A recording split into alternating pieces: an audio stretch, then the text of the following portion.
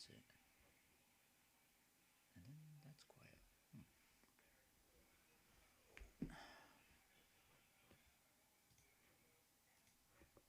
And let me get the other two in here.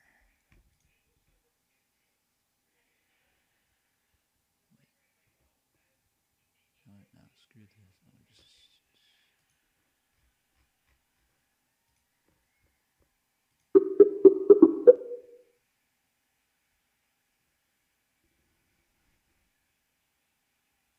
While that loads... Hey guys. What's up? Ah? What the...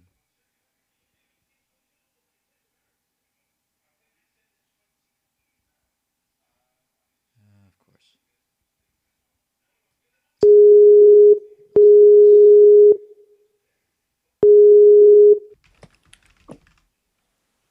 Well, at least I got one of you. Hey.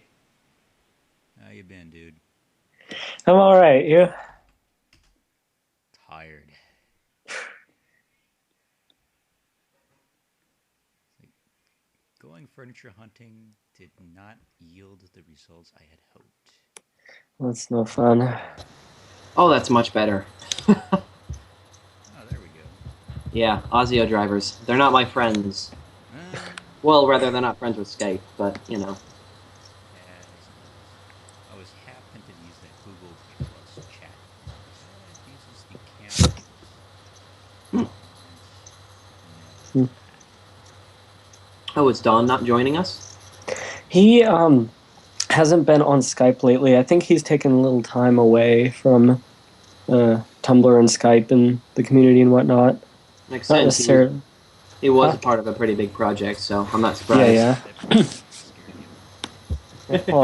Nobody, you might want to turn your mic settings up a bit. No, it's because I don't have a desk, remember? Oh. So I have nothing really to stand. Oh, you know what? Hold on. Let me see if I could get something I can actually prop this thing on. So, entertain them somehow. Because, you know, they'll make a mess.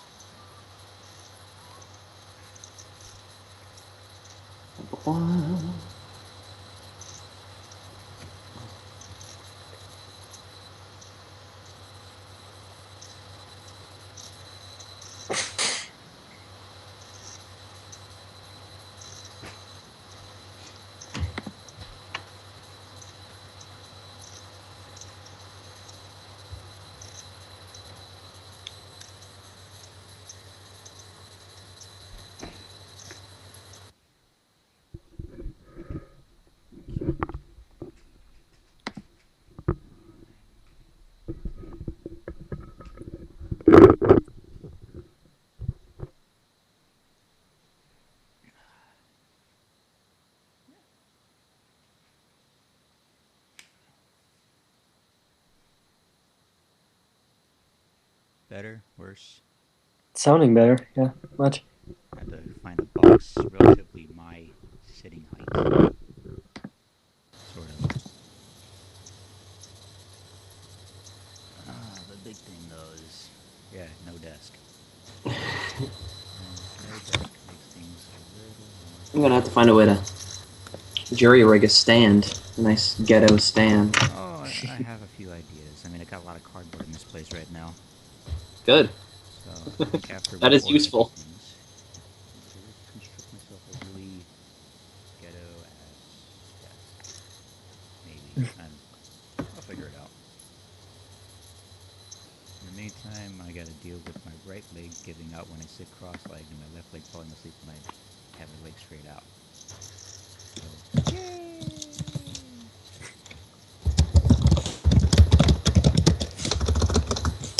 Also, my good friend Whiskey. I did manage to buy a new bottle to christen the place in. Nice. What kind? Crown Royal. Okay. That's right, you were telling me about that. Yeah, Numb. pretty fancy. And it was in my price range of things to buy. Like, oh, okay. Well, Nice. something different. Very nice. Yeah. Especially when Jameson was gone. Ah. It was not on the shelves. Missing. Oh. And I think someone thought it'd be funny to put Jack Daniels in his place. Like, you are not James Bond whiskey. Like, that is not even Not even remotely funny. This is nonsense you call alcohol. It's like, I'm from Tennessee and I still don't like Jack Daniels. I mean, it's good with barbecue sauce. God, it's good with barbecue sauce, but And it's palatable if you actually care to mix it with something, but ugh. yeah, it's kind of there. It's nothing Yeah. particularly spectacular. Hold on, Alex, what mic are you using? Because you have a lot of staticky noise. Internal mic. It's like I said, Okay. it's the best one I have. Oh yeah, you're explaining that to Honestly, me. Sully, Yeah. I think it's about the same quality mic he's used the last couple of times. Because every time he's joined the call, there's always like that little bit of white noise anyways. It's really no Yeah. different than normal. I'm not especially concerned. It's a little hard to hear you over it right now. No, I'm trying to be more conscientious about it because I don't hear any of the background noise. Even, Yeah. but Figure something out here. If I can hear nobody, which I can sort of catch you here, so I think it's all right. I don't know. Let's see. Any better? A little better, seems. Yeah. Yeah, the whole thing is I'm using a rock band mic, and Okay. it's really quiet when it's actually playing back. But I've noticed in the live stream, because I have the mic boosted so much, it drowns you guys out. Which reminds me, who's in here? You two in the chat, Shiro and Sombra, can you guys hear us okay? Am I not like blowing your ears out compared to the other two? Once again, I realize I never got a live stream link. Yeah, neither did I. I'm It's going there now. Are you fuckers? Yeah, I'm on Tumblr now. It's okay. Are you? Trollolololo. Okay, what is your page? And right away he's like, what are you talking about? Mm. That. Pull this out of the way. Okay. Put this over here. Yay. Okay, I asked you guys to think of stuff for me to do, so... And no, I'm not doing striptease. Sorry. That That ruins was- all my fun. Yeah, that was my suggestion, by the way. It was the first thing he asked for. It's like, are you fucking kidding me? It's all I Solely- wanted for Our Christmas. Solely, Shiro you are asked for incorrigible. videos. I also offered to do a striptease myself, but Alex would have so much trouble cleaning up everything, though. He would just leave the We don't floor talk about that. We don't talk about that. Okay.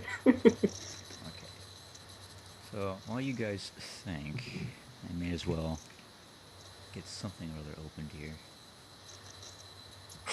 Oh, I actually saved that. That's kind of nice. It's nice to save things. It is. Yeah. Well, For the record, I'm definitely hearing you much better now. okay, that's Mhm. good. One, I had the, like I said, the mic is now on a box, and because of the stand that I got, it has a flex neck, so I can kind of pose it where Oh. it needs to be, Oh, cool. which is Yeah. kind of nice. And two, I had to bump up the volume on this thing, on Mhm. Skype itself.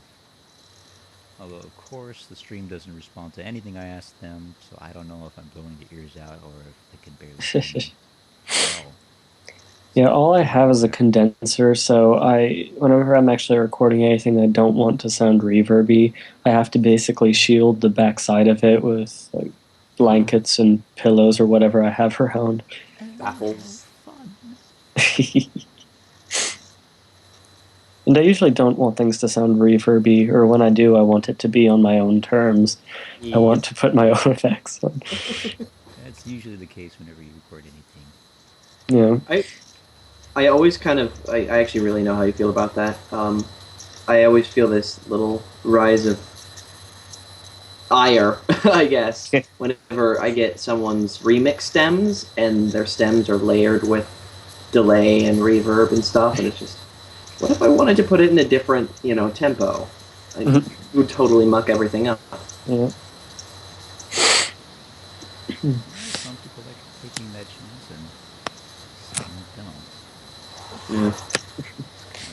Strange in some unique little way. Yeah, whenever I collaborate with anyone, I'm always slightly torn as to whether, like, I don't know, I should send them like raw vocal tracks or do my own effects, or the same for any instruments, really. Yeah. I always opt for both wherever possible. Like, Yeah, like I did with you. yeah, exactly. Because then that made it perfect. Because basically the only thing I did with your vocals was just tweak the volume a tiny, tiny bit. Yeah. But I didn't add any effects other than what you'd already done. Mm-hmm. Okay. I do tend to opt though for when it comes. I will hold.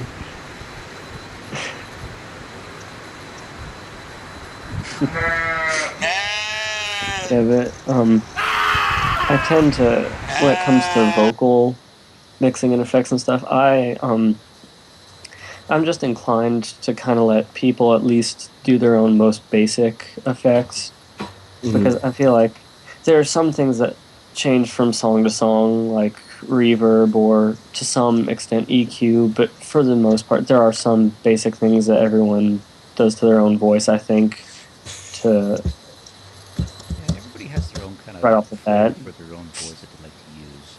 Yeah, like I Notice tend that with to. everyone.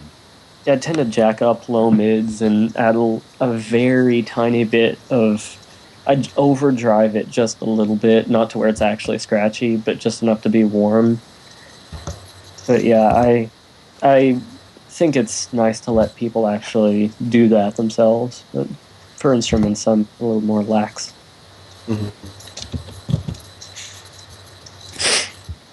Oh, and remember how I said that it would eventually grow on me last night about your Oh, core track? yeah. It did. It finally sank in. Okay, I can. Well, that's good to know.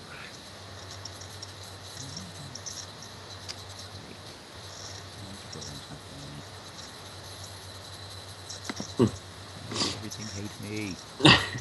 We don't hate you. I was just gonna say we love you. Fucking Google Plus Chrome thing. The Google Plus Chrome thing.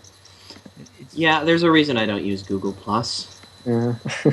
and I believe your frustration sums it up quite nicely, actually.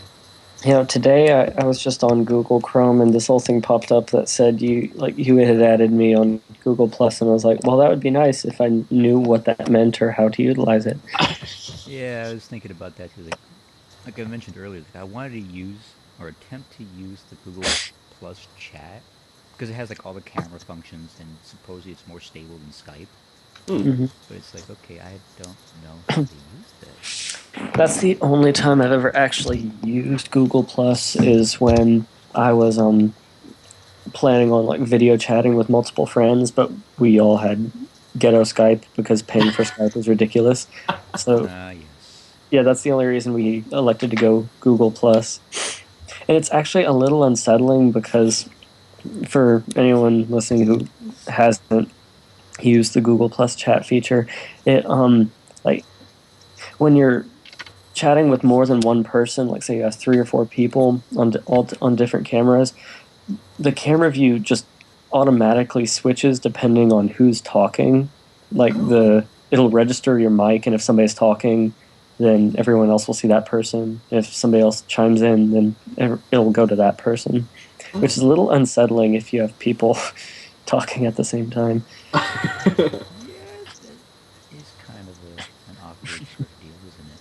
Video chat is just losing its mind. Flashing between. Imagine Yeah. an argument between like 3 or 4 different people talking over each other. I know you can do it manually. Like I think you can lock it, or you can elect to just look at one. Yeah, pretty much. Was that a Southern Bane? It sounded a little Bane-like, just slightly. The fire rises. Yes. Have you seen Bane play Slender? It's Wait, the- yes, It's I the have. funniest thing I've seen. Oh, it's so great. That's rather curious. Well, it involves like Bane running around in the woods as people are watching while playing Slender. Oh, with zombie Slenderman. running around the woods. Slenderman, you thought the darkness was your ally. And what's the funniest part though is that he just kind of runs around doing whatever until like creepy stuff starts happening, and then he starts screaming like a little girl. Of course he does.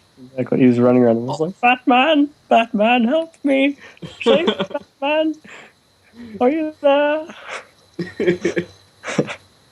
Oh dear. Speaking beautiful. of Batman things, I got bored the other night because I had nothing better to do. I still don't have a chair, and I was like, okay, I'm kind of tired. So I happened to open up the digital version of The Killing Joke, and I read out loud the lines where Batman's trying to break into I guess the fun houses where Joker's hold himself up. Because, I'm bored. I figured, I need some practice voice acting again. So I gave it a read, and I listened to it. This sucks. It's terrible. The quality just wasn't up there. Yeah. Mange, I'm not really working on anything. I actually asked these two jokers to bring something for me to do, or think of something for me to do. Not I tried my striptease, best, man. but they kind of showed up empty-handed. Well, you mentioned that you had something working, I don't know, for the out of doorsy scene. Oh, yeah. That's right. I had intended to scan it, but my scanner/printer is, it's kind of not connected at the moment. Yeah. I was hoping to have a desk sooner or later, but like I said earlier, when we got out to go furniture shopping, me and my sister were looking around, like, okay, this is okay. We had gone to, I think, Lowe's first to see if we had any chance of finding something, which we didn't. In all honesty, I'm not even sure why we went there in the first place. I know we had a reason, and I had a legit reason last night. Like, okay, we're going here for this. And then we get there, and my mind wiped. I, honest to God, cannot remember what it was I had gone there to, go and investigate. It's like, I got nothing. Yeah, kind of like that electrical feedback sound. So, yeah, we left there, and we went to, I believe it was Office Max, and we saw, like, the glass and metal tables, like, oh, this is kind of nice, and then we saw the price tag, like, no. We will pass on that. That is expensive. Moreover, it wasn't even like an actual computer desk, but just some shit desk that was kind of there. So, Go IKEA all up in that shit. but yeah, I mean, I might go back there and grab a desk from there, but I don't think I will. Mm-hmm. And then from there, we kind of hopped over to Lowe's. Wait, no, it wasn't Lowe's. What was it? We'd gone like next door to see if they had furniture there. There really wasn't anything.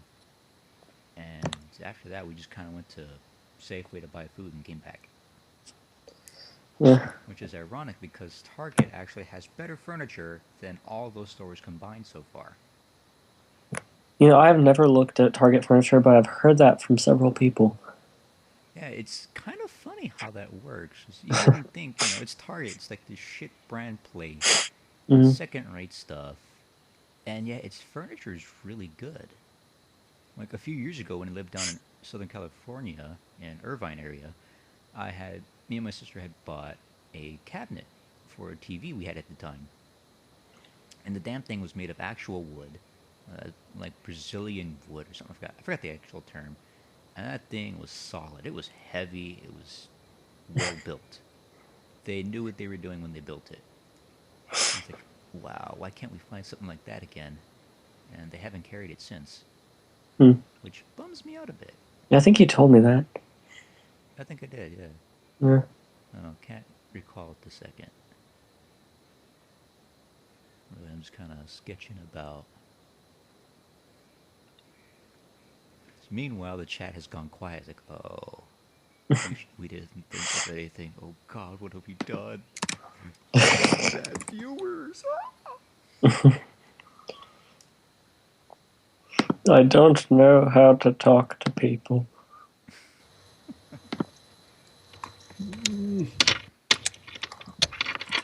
Oh, right. I was actually gonna, before I went on my tangent, you guys had asked about the thing I'd come up with during my brief exile to my family's place.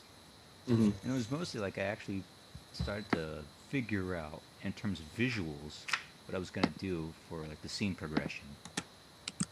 Like for example, this. Actually, let me open up the file because I at least have the green Photoshop file that I worked on the last stream. So that should still be in history. Yeah.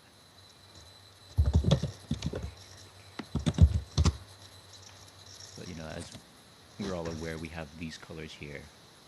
But then How can I find you on live? Sorry, didn't mean to cut you off. How do I find you on live stream? oh, that's right. I never gave that to you. Tumblr. I'm like, there's Too still late. stuff Too going slow. on. Oh, killing me, Smalls.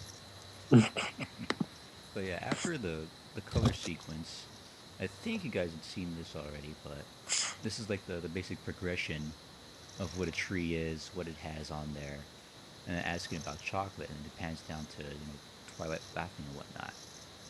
So I figured, okay, I can go from there. And let me pull up my sketchbook here because I actually did sketching. But from there, I figured when she was describing the outside world, like she'd be sitting there in the room, and the walls would actually like drop away, and the ceiling would just move away. And it's like the sense of, yeah, there's no walls and no ceiling. Oh, So cool. then he like starts to begin like, what do you mean? Yeah. She explains like, the world isn't limited by these objects. And when she mentions that, like the camera pulls back to kind of really sell the fact that there's an infinite amount of space, forward, back, left, right, and up. But we still have the ground to work with. So then, when she goes back, like this is inside, and when she taps the ground, like the walls and ceiling just kind of pop back. I like that. Cool. By the way, I forgot to send this to you, but like right before I left for Illinois, I got most of that the beginning sketches that Alex had done Mm-hmm. for the opening scene of Act Two. I got that put into the piano driver I was using. I got that started out and lined up. But That's good. That's good. Actually means we're making progress. yeah, Hmm. I know. I like that moment where we're both like, wait a minute. We're collaborating here, aren't we, right?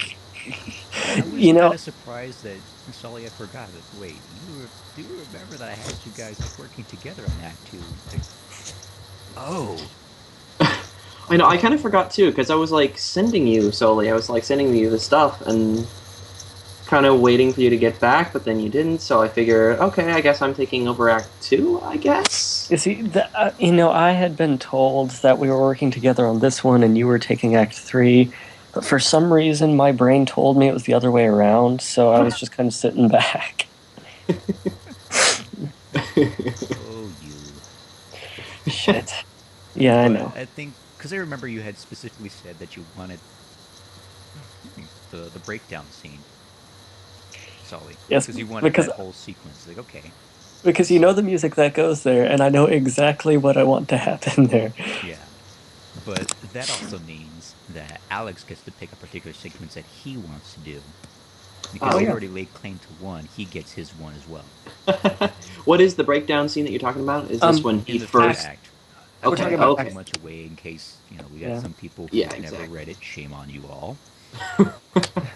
Although I will say, by taking the opening dream sequence, Alex says, which I don't know. At this point, I almost want to say, even if he wants to change that, I don't think I'm going to because I really like it. Yep. And of course, I'm really surprised that. Well, no, I can't say I'm surprised, but no one has found it yet. I honestly am not surprised at all. You hit that in. I was talking to you for like 10 minutes trying. You were giving me exact times, and I couldn't find the annotation. I did actually. I gave him the exact time code And I for the couldn't find YouTube it. video. And I told him where the link was. And if I could have, I would have pointed right at it. But he kept like, "Where is it? Where is it? I don't get it." Seriously, it took me a long time. Eventually, I found it, and I felt so very, very proud of myself. More proud than I probably really should have. I did say it was going to be really difficult. Ah, yeah. That is beyond the human test of standards. Right there, that is. Oh, it seems I finally got someone to send something here. Let's see. I don't want to say too much because it's part of another project that I'm working on. That, I figure I'd do while I'm waiting for like stuff from you guys to come in, or when I actually get like an idea, like I did during the break. And I think I mentioned to you before, Alex, but it's the stealth art project that I had kind of briefly gone over at one point in time. Sounds vaguely familiar. Yeah. And I know I didn't tell Solly about it because he never asked. You never tell me things. Nobody tells me nothing. Really? Yeah. But yeah, I'll post a link to the actual thread there. But yeah, it's something I decided to do. It's like, I'm kind of bored and got most of the visuals done. And Solly had his stuff to do during Act 1. So I figured, well, I may as well be a little giving to the community in a different way. So I hate art. If this is Rule 34, I quit the fandom. No. And For people have wanted me to Violently go for turn in your no, pony I will badge. not go for 34. Yeah, I didn't expect you to. It's just for some reason when you said, when you made the statement, like servicing the fandom in a different way, I thought, oh god, oh god, why? Well, if you're going to talk about that, you might want to ask Alex about that. Especially last night. He was quite adamant about it. Oh damn Adamant you, about Alex. what now? Oh, don't be coy. You know what I'm talking about. I regret nothing. Spinning Dalek Duck GIF. That's part of it, but not all of it. That's one of my That's the mental part that's top publicly 5 gifts. acceptable. Yeah, Oh, God. that's probably the only part that was acceptable for the public eyes to view. Alex, what have you done? Well, remember Horrible. how I said it would be quite the mess to clean up afterwards? Yeah. You're quite a terrible person, nobody.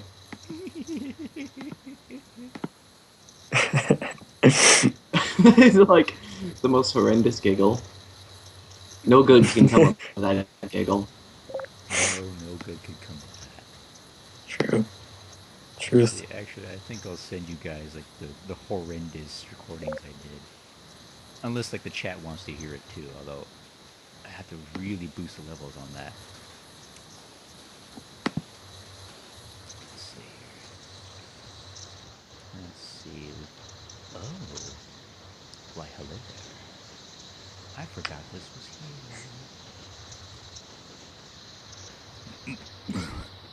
Let me see if I can boost that a little bit. Chat, you guys gotta tell me if this blows your ears out or if it's too loud or too quiet. Because I can't tell what the stream sounds like. Dear Princess Celestia, today I learned that sometimes my friends might have a higher tolerance and that I should have a higher level of respect for my limits. Your faithful student, Lookout London. Oh God.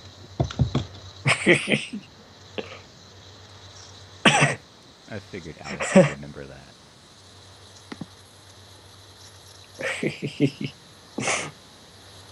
And notice his horrified silence.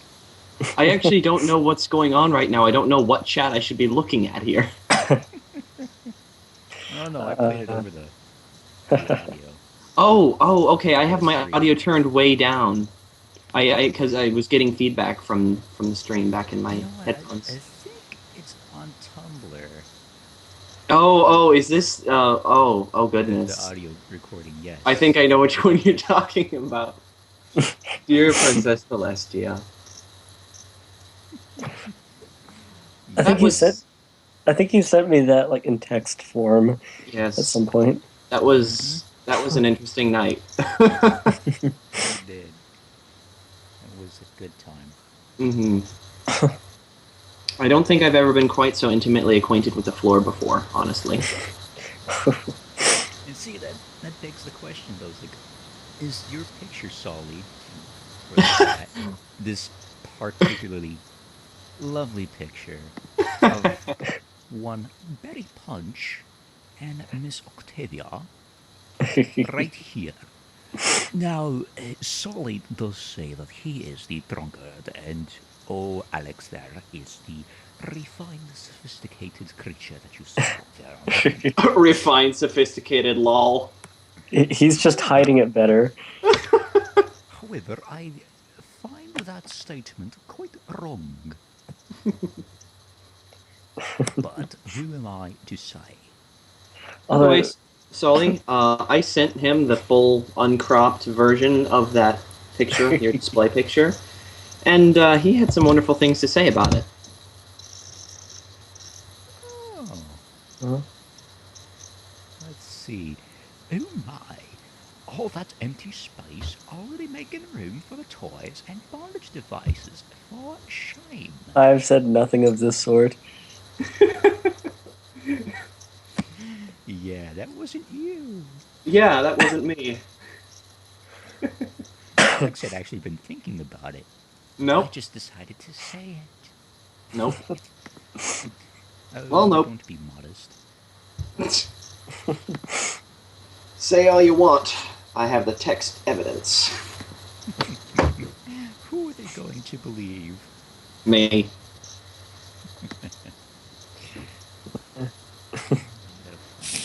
How funny. Uh-oh. Oh dear. He seemed to have closed it after all. It looks like he did. That Uh, was quite funny. okay, I upgraded to the new Skype because it kept asking me, and I was annoyed. So I was like, "Okay, Skype, fine." But now I hear the noise whenever someone new comes online, but it doesn't tell me who's coming online. Oh, Hmm. that is quite annoying. I'm like, I hate you, Skype. It's like, why are you doing this to me? Yeah, I kind of gave up having the noise and notices. I mean, I'm annoyed by that little notice that shows up at the bottom corner there. It's like I have like a few people that log on, that log off, and log on, and log off. It's like, oh Yeah. my god, please pick one form of existence or another. Oh, there's my sister's cat. It's kind of hanging out. Yeah, it was quite peaceful actually driving 6 hours to get up here. I was a bit worried that he'd freak out and meow the whole way up, but he actually took it like a champ. Better than a dog still. Oh, I would have preferred to have a dog. Really? You a dog person? Yes, I love dogs. I like both actually. But I don't know, since I grew up in the country, we've always had outdoor animals, so I've never been completely sure how to deal with indoor animals, and cats just seem like they're a bit easier to deal with inside. Kinda, sorta, until they start clawing furniture and curtains and stuff like that. And then people start becoming unhappy. Yeah. And that's never fun when they get unhappy, because if they're not happy, you're not happy. Yeah, but then most dogs will chew something up if they're left inside long enough. Yeah, no, they'll just crap on the rug, but even that's easily cleaned. A cat, once they start doing damage, there's no real fixing it. It's like, oh, cat, why are you clawing this today? What do you want, cat? I mean, right now, my sister's cat's still getting used to the fact that it's in a new location. It's like, oh, it's new, it's different. I don't know what this is. I hate this. And he lets us know by getting up at about 9 in the morning and starts meowing. Now, I'm sure Alex knows this fact, but I'm a night owl. I do not like daylight. I do not like being up early in the morning. I Cause to hell with that. I'm actually a born night owl. Like I've inherited a certain amount of insomnia from my family, and you constantly amaze me with your ability to never ever sleep. Yeah, I my usual sleeping hour, if given the chance, I could stay up to like 4 to 6 in the morning. That's kind of normal for me. That's actually when I start having ideas for anything. Like when I get up, it's about noon, 2 in the afternoon. I can't think. My See, I eyes would are all hate that. sticky and slow. It's like, I gotta get up. I feel like a bear. I just don't want to move. Just let me sleep. An Yeah. hour, two, maybe even three more. I don't know. And then eventually I'll get up like, okay, it's been long enough. I need to awaken. I'm a somewhat of a morning person. Love mornings. I did once house sit for a friend of mine. She has this cat that's completely fucking neurotic. She's insane. This cat's named Marla, Oh, well, and like unfortunately, you would never see her. Like she just would not show herself, except every day at 5 in the morning.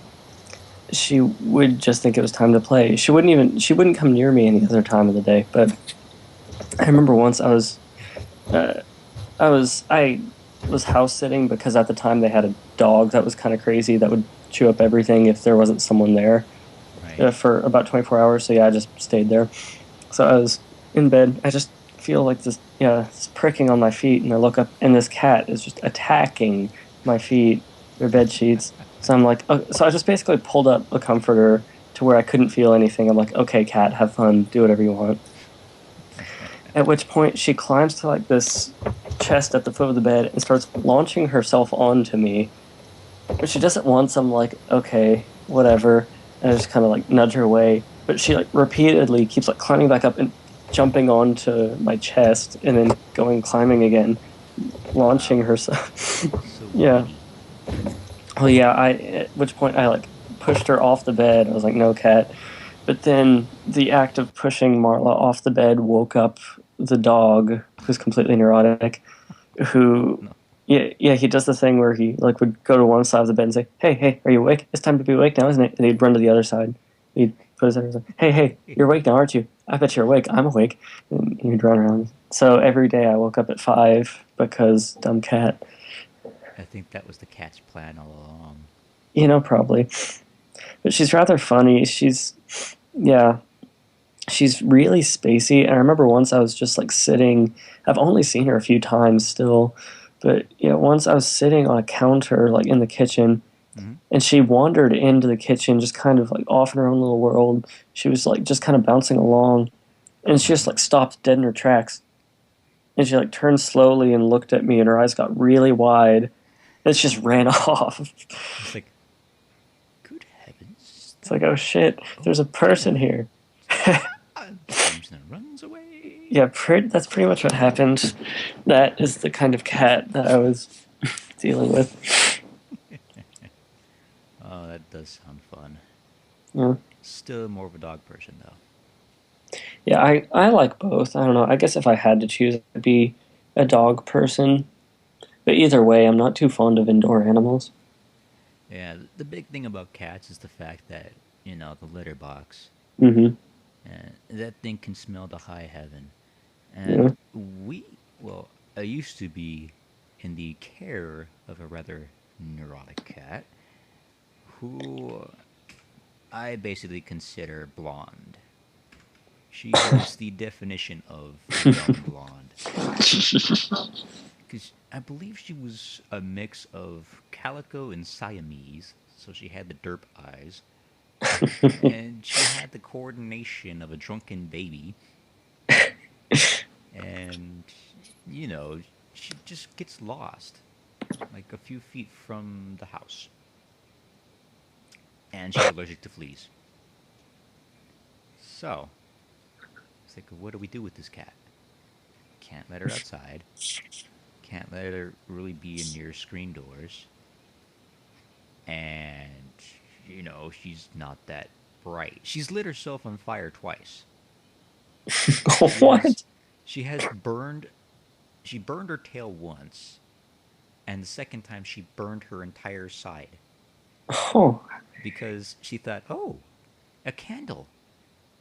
It's warmth.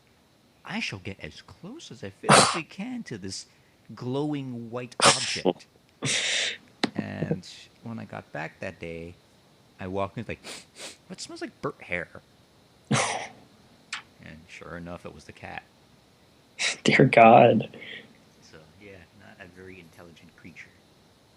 Oh, man. Meanwhile, the cat that I'm currently petting is actually a little smarter. I mean, he knows well enough not to go through near a hot burning object. But, he acts more like a dog at times. He'll play fetch. Yeah. We have 2 country cats who are very good mousers and very good at playing, which is how I like them. Yeah. Go on. Was that for me or the cat? No, for you. Oh, I'm not really sure what else to say. Yeah. No, well, you cut off at really good mousers, and it sounded like you were going to say something else, and then just stopped. Oh, I just said they're really good at playing. I guess my mic cut out. So they're really good mousers. There. Yeah, and they like to run around and play, and yeah, that's how I prefer my cats. Well, that's typically what cats are supposed to do, anyways. Yeah. Okay, well, I guess I'll But start there are- working on this again. And there are prissy cats. There are cats that don't really want to do anything. That's not much of a surprise for a cat. Yep. Still. What does this even do? Okay, I know what that is. That's interesting. No, it's the fact that right here on the screen I have a texture kind of thing for the white area outside the panels. But then I had ported this little sequence here into this file, and the texture's not showing up. It's like, wait a minute here. What's going on? I think I know what's happening. And come on. Oh, there we go. Yeah, that's all it was. Okay, so I think I was gonna talk to you guys about the transition for purple. And I'm still kind of stumped in terms of visually, but I kind of had a revelation in terms of how to go about it, and I believe Alex is quite familiar with this. Yeah. In terms of the aspect that I'm going to show you guys. He's the one that showed me this particular video. And looking at it, okay, this could actually work really well for her. So, there's the link. Oh, yes. Yeah, see, you remember. Yeah. How could I forget? And it's funny because he says that The chairs the voice on here its reminded side. him of me. It's like, On its and side, then he listens like, oh, that's you know? We're a little lost in here. But it's okay. I can tidy up. Won't take me a minute. So we can start what I want to See kind that? of represent. This time. The time we make. We Post the link manufacture. listed in chat. Tiny. Keep the man you fracture. Tidy. Why the spectre hidey. Phil Inspector high and mighty. I'm the man who keeps it tidy. I'm the man who keeps it tidy. I'm the man who keeps it tidy. Tidy, tidy, tidy. I'm the man who... I really love this sequence. I'm... But yeah, for the chat, since you guys are actually listening to it and the other two can't hear, but they have the video link, so it balances out. But yeah, that's kind of what I want to do for purple. Oh, god damn it. Ah, it's so cute. I know. That's Kanashi right there for you. It's killing me. It's the little stamp. It is. Because it's so not necessary for the point of the gift, but it's so magnificent. I know. Ah. This will be... Yes.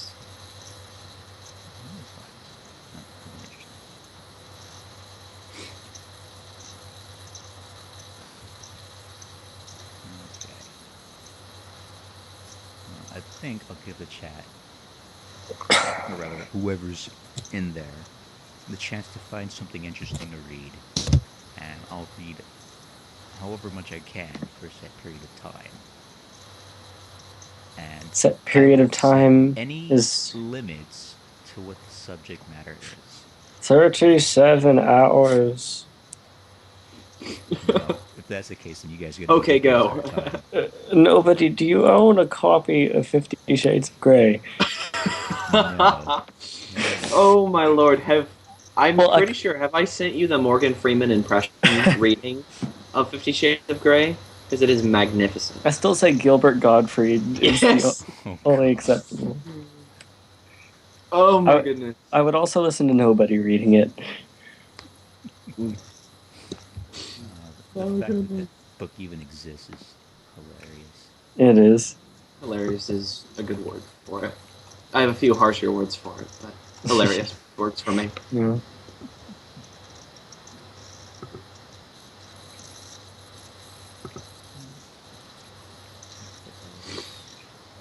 Wonderful little text here.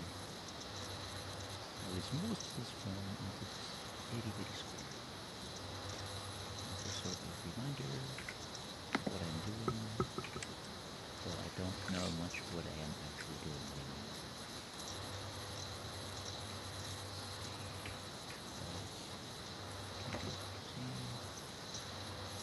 And okay. Shit.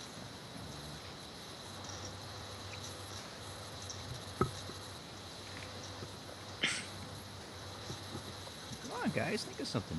Oh, Mange has something. All right. I can't think of things. Ooh, Like where create this the is pots. going. Uh-huh. God damn it. This stupid chat thing never seems to actually open a link. Even though it has the option to do so, it doesn't. Oh, you're just mocking me now. Man did. Because you have the actual live stream open. Yep. Now, the story is called Lightning. Posted September 22nd of last year at 4 p.m. Okay, the photos over here. Are you actually going to read the whole thing? Well, let's It see. is Hold on. pretty short. Oh, yeah. I'll read the whole thing. Okay, then I won't bother reading it myself. Okay, and I know this won't do anything for the actual stream because the actual video size is so ridiculously tiny that no one will be able to read it. But for shits and giggles, I'll do this anyways. Down. What should I try and read it in? I've talked with you 3 times already, both of you, in a stream at the same time. And the few people that actually show kind of understand what I can do. So what should I attempt to read it like? Well, I'm not the one who actually knows what the text is about. So Just pick something. I will. You didn't really even let him try finish to the read sentence it. there. That was like... I'm shut not up. going to talk anymore. Oh, Sully. What about you, Mange? Any ideas? point of view is a father? I know, but I'm asking like what kind of tone of voice or what sort of actions should I try and do? I'm really gonna put myself on the spot. I'm gonna try it. This will be good practice for me. For what? I don't know. But it's worth a shot. Actually, speaking of shots, I think right now's a good time for whiskey. I'm actually gonna mute my mic and pop into FL real fast. So I'll be listening. Okay. I'll give you guys a minute to figure out what I should try and emulate. Meanwhile, I'll give a quick scan over this story. And let me see if I have a short audio piece as a sort of timer. Oh, that's probably going to be too quiet.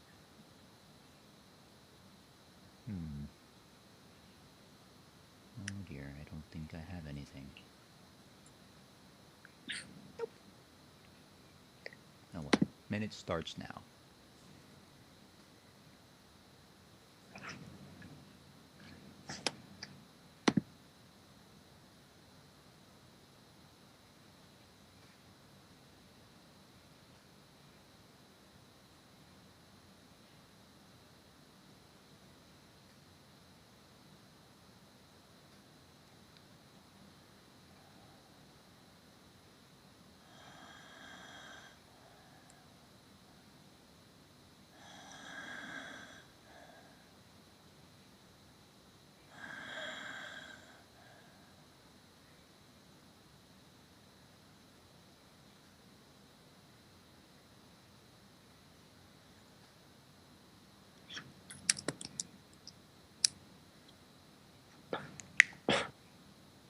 And time's up.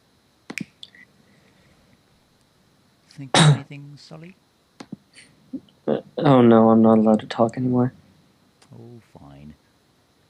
Well, Monge says a low tone, so I'll try a low tone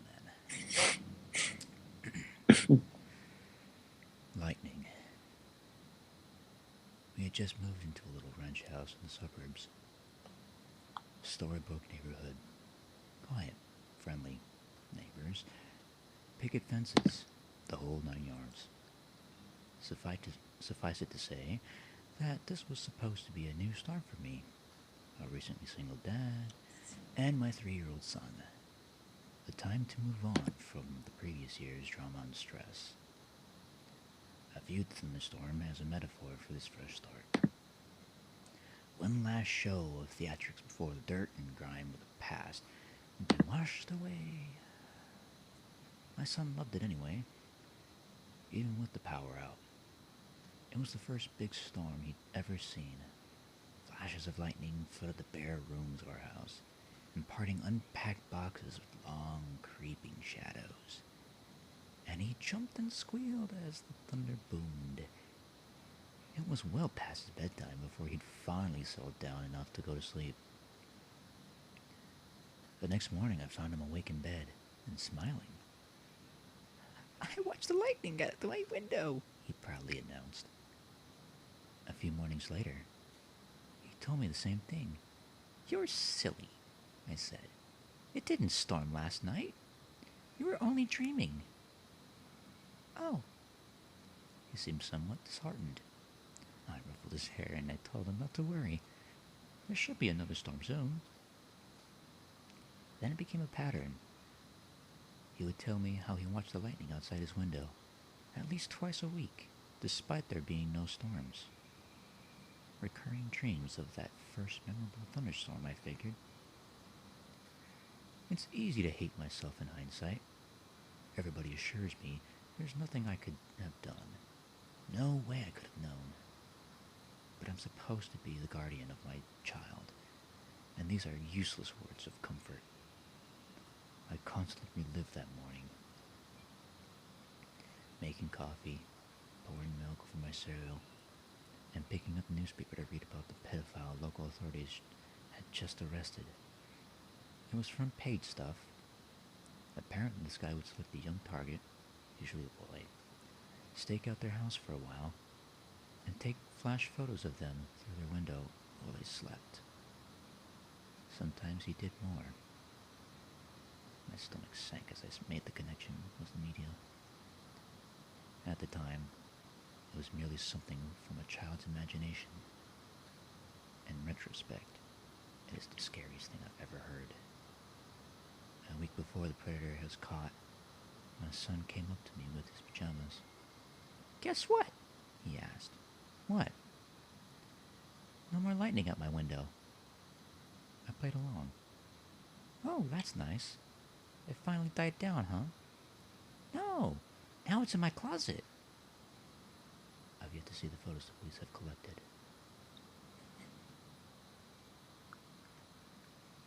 And that's lightning. It's rather interesting. It is, but it's not really creepy pasta quality.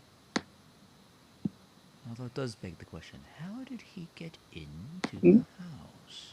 That it does, and why does he only care about taking pictures once he's in the house? That's also a good question. He could have done so much more. If he's taking flash photos through a window, would that not glare? It seems impractical. It depends on the angle. If you're like dead on, then it wouldn't glare. Like if you've ever taken a picture of a framed picture frame with glass on it, and if you stand right in front of it and then take the picture with the flash enabled, you'll see the big bright flash. But if you go at an angle, it won't glare as much. Of course, we all can agree the guy was an idiot for using flash photography during a dark night. Yeah, consistently. Yeah. Dope. But that's that story. So I'll wait for the next one to show up. In the meantime, I gotta look at a pen and get back to actually moving pixels around again, because that's what I seem to be good at the moment. I really do regret not scanning my stuff from the week off, but I think I'll be able to make do. Which also reminds me, I was gonna mention to you guys, and I know Alex is still listening in the background, but in terms of like the big reveal, and when it comes down to like introducing the town, I had asked my parents about the transition for that, and they came up with the idea of the forest, the ocean, and the other surrounding areas showing up like gradually. But I figure when it comes down to the town, it would be like some kind of static or like a missing puzzle piece there, because he still doesn't know what a town is. I also figured in terms of like having the forest itself, it would be like this really kind of childlike rendition, like here in the sketches that I made. Because once again, he doesn't really know what a tree actually looks like. He doesn't know what bark is. He doesn't know what leaves completely look like in terms of like differentiation. But he does know what a leaf looks like. So I figure, since he describes it as a giant pillar, literally have it like a square pillar from inside the facility, and then like him guessing what bark could look like. So it has like a giant pillar here, and then like mock bark coming down in waves, and the branches kind of folding down like an umbrella. And then from there, like the leaves take form. And of course, we get this sequence describing like the apple, the orange, and the lemon. That makes more sense than just up and drawing a tree. I like that. Because I mean, we as the audience understand what a tree is. Like, oh, duh, it's a tree, yeah. But it's like, how do you rip that aspect away? And bless you, by the way. Thank you. It's like, how do you rip that aspect of we know what a tree is, but the character doesn't? So I figured make it as basic as possible. Obviously, he knows what an apple is, so that's going to be there. He knows what an orange and a lemon is, as well as a chocolate. Which is why I have them like sketched out. Like, okay, the apple's formed this way, and then when it goes to an orange, it's like, oh, oranges. It's like, okay, kind of like a turn book page, because he sees like the notepad on a regular basis. So I figured like have it kind of turn like a page where the apple folds in on itself and reveals an orange. And then from there, it flips upward and you get the lemon, and then it flips over and you get the bar of chocolate. That was my idea, anyways. Yeah. How well that'll actually transition into a physical production, like it's not entirely set yet. Well, it seems like it could be a fair job logistically, but conceptually, I like what you're telling me right here. Yeah. And that's one thing I wanted to go for too. Is like I want to make sure that everybody can register that pretty quickly, whether they're capable of understanding the concept behind the character himself, or it's not really clear at all. But as long as it comes across clearly, that's good. Oh wait, oh crap. Okay, no, that's not it. There it is. Scale this.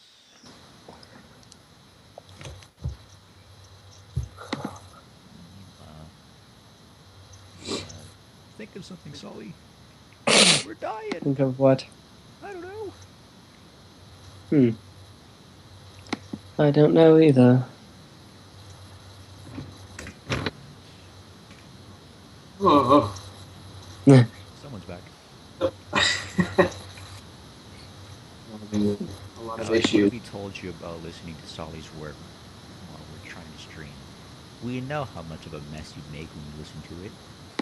Oh, shut you. Oh dear. I'm actually having a lot of issues here. Like, I'm working on this track right now. I believe I told you that I'm trying to finish up this one that I'm working on with Pocky. Mm-hmm. I'm actually making some pretty alright strides tonight, but the transitions are a little weak. So I'm still trying to figure out how to make one part sort of lock into it more smooth. Well, I'd offer to help, but I'm more of a visual descriptor rather than musically inclined person. As I'm sure Sully is now aware of now. Oh boy. It sounds like an adventure. Was an adventure had in the arena of music? It was, because he sent me his album that he had Oh, sent yeah. you last night, so I was listening to it as you're aware of. Mm-hmm. And I gave a few descriptions in terms of what I actually imagined, including what track was it? Let's see, which track? Yes, track 6. I'm not going to say names, so sorry, chat, that you guys aren't going to find out. You can give out names. I would just ask you not to play them over the live stream, I suppose. Nah, where's the fun of that? Let the most wonder. No, I have to remember what track 6 is. Yeah. Well, On it? Okay, I got you it. should know, you organized it. Yeah, I had to remind myself.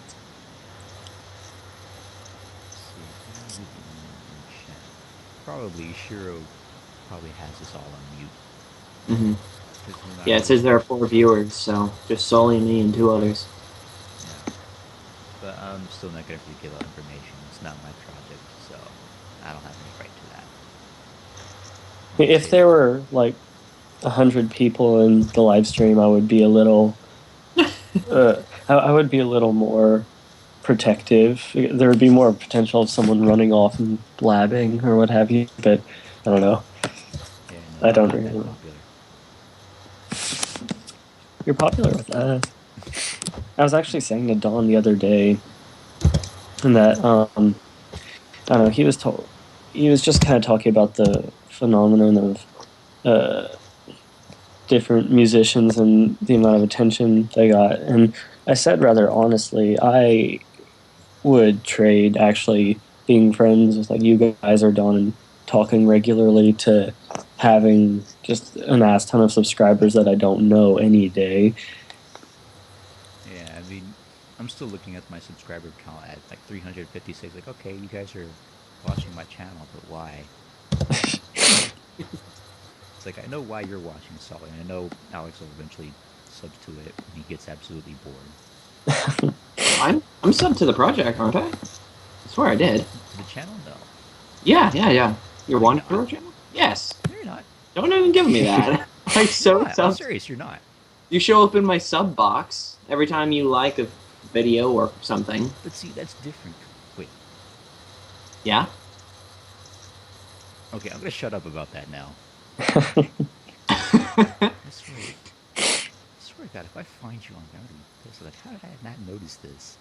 You know, I actually do that sometimes where I don't know, I discover a musician and I go through everything they've done or whatever and I like it, but it's like I've gone through everything they've done and I keep checking, so I always hear their new stuff, but it just doesn't occur to me that I haven't subscribed to them. Yeah. I actually did that with Makon for a while. I was just checking in and, oh hey, look, he did a new song. And I never actually had him subscribed. At a certain point I realized just how absolutely stupid that was. Yeah, I usually have- when I find a musician that I like, I'll listen to a few songs of theirs. And, okay, it's worth investing some time in. And I subscribe to them. And now my feed is filled with so many different songs I can't keep up. Right? It's a wonderful feeling, though. Look at that, there you are. At the center of the page. You can't see it, but I'm doing a sort of victorious dance, and it's incredibly white. On an unrelated note, I've just found a Tumblr called Sober Berry Punch. Oh, Yeah, that's been around for a while. oh. And I'm like, why? Why are you such a good parent? This is not fun. Okay.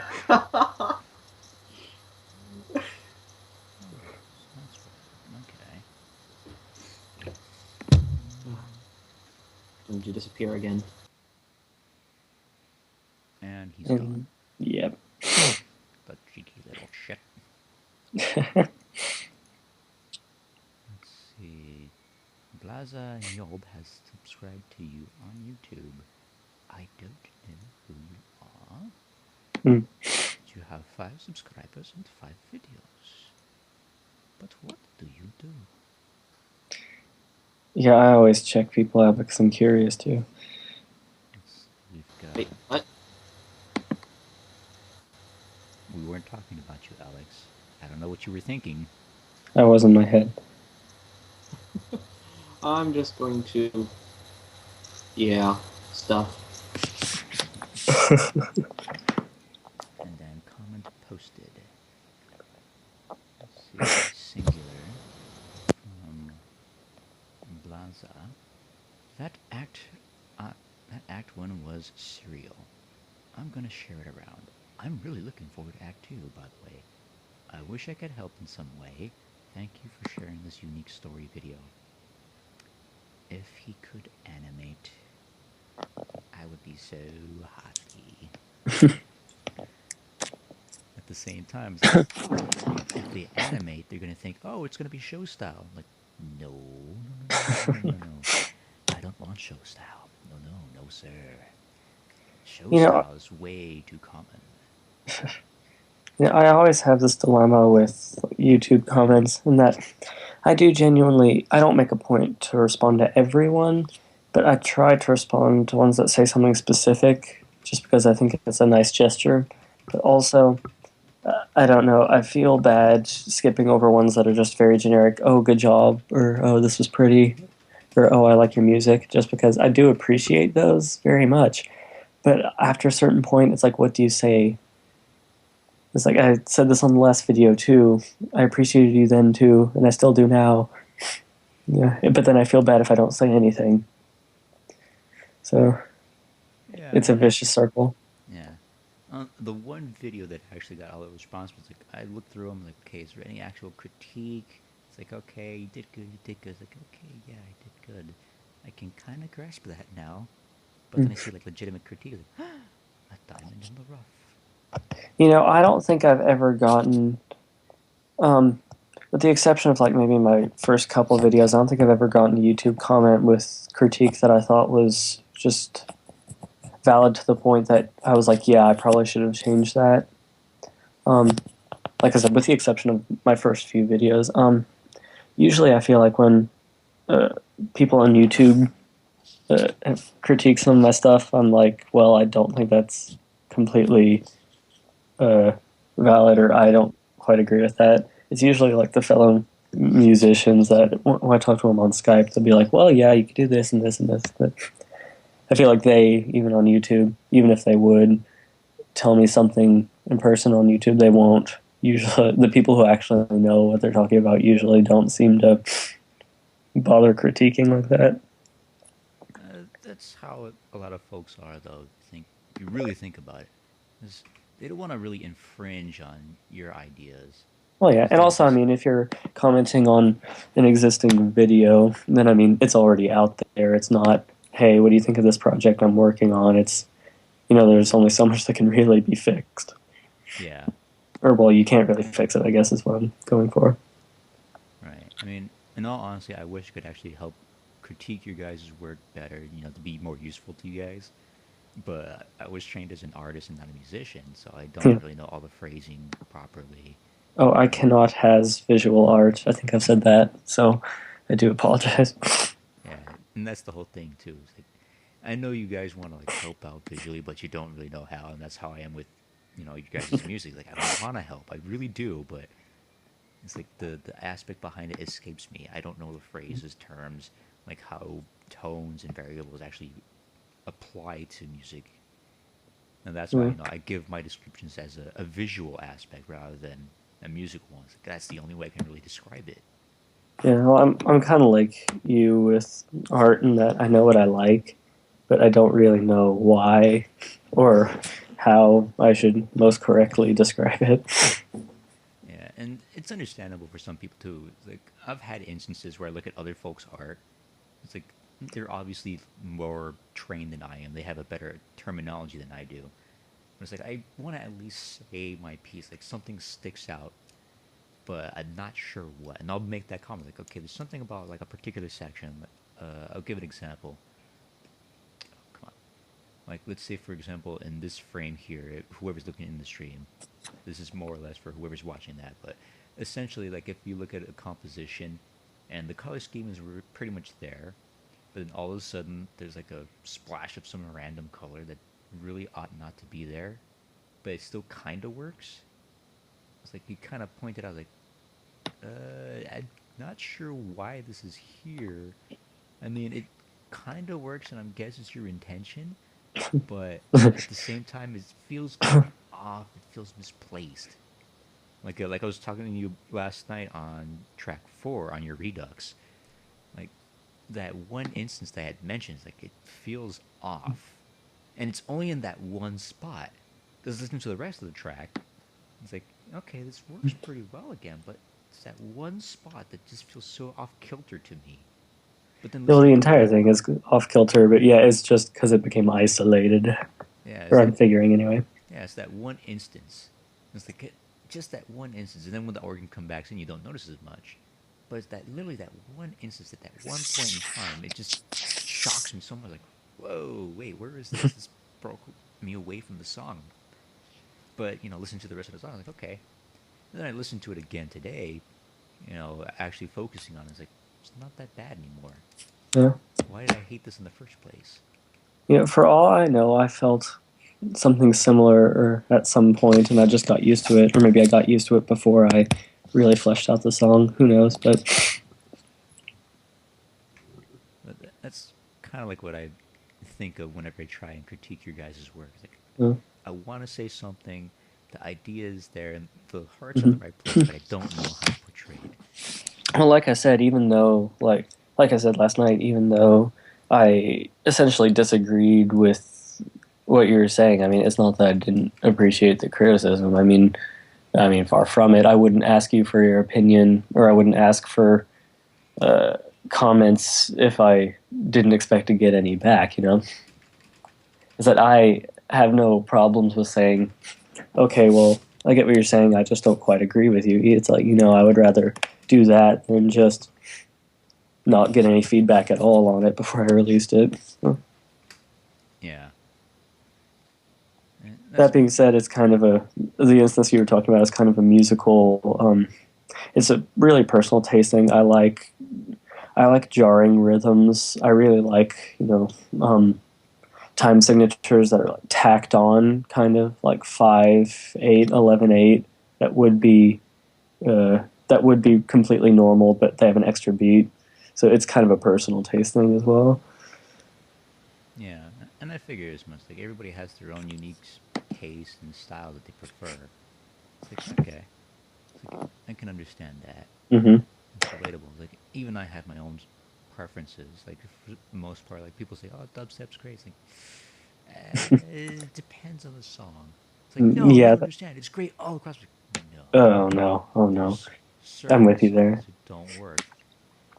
Yeah, well, I have two things to say there because I am responding to two different things you said. I remember a song I was writing for school, or I guess I've already written it, but I was last semester where I had mostly gotten it done, and my professor was looking at it.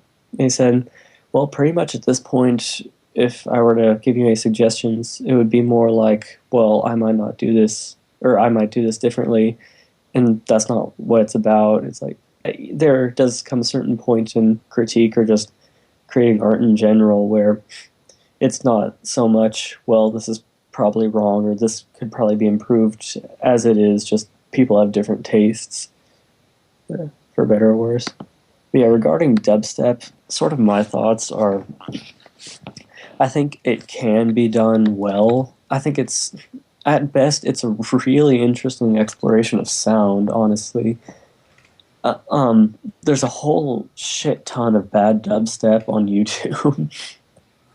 Yeah, I remember once Dead Mouse said something like, as an institution, like sort of dubstep culture, like dubstep party culture, it's kind of just a massive fuck you to audio engineers because it's not about any sort of dynamic arc. It's just make the bass bigger, make the drop bigger, but that's also the disconnect between most dubstep and the dubstep that I think actually works. yeah. Because, like you said, there's good dubstep. It exists, and we've all happened upon it at some point. Yeah. And it's usually like the stuff that's like, oh wow, this is actually really composed well. Like, actually get a good rhythm toward it. Mhm. But then there's other stuff that sounds like noise, and people have like a huge infatuation toward it. Yeah. And Well, actually, I think, huh? sorry, go ahead.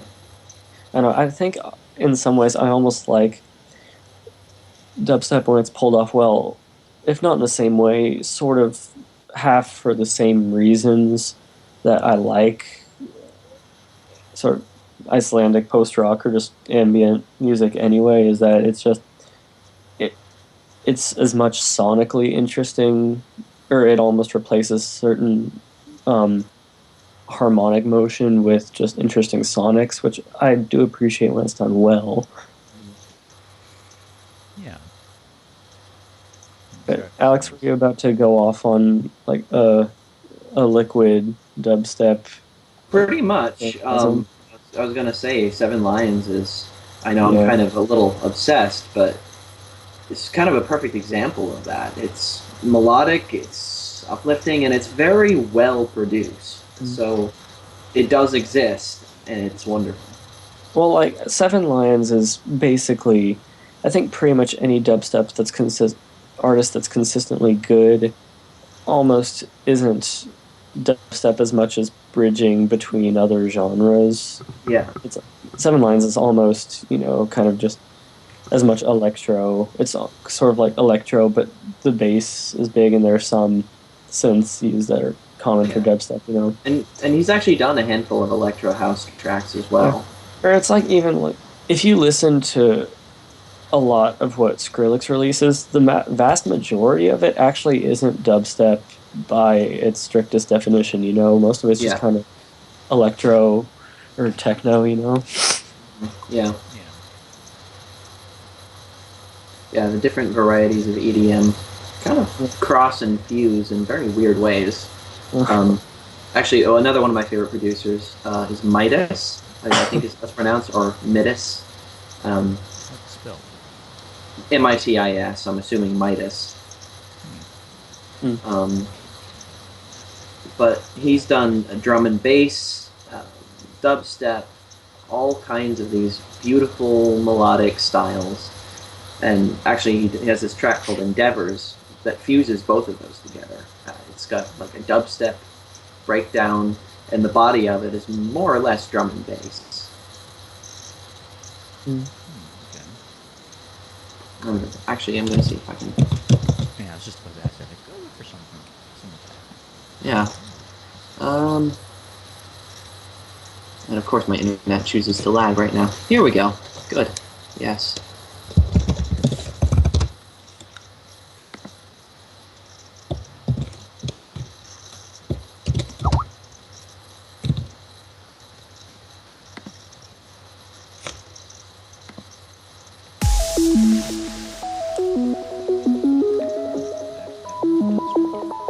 Neither have I.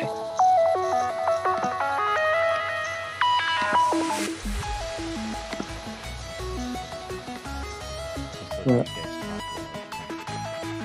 about it. I'm going to turn my mic off and actually listen to this for a few minutes.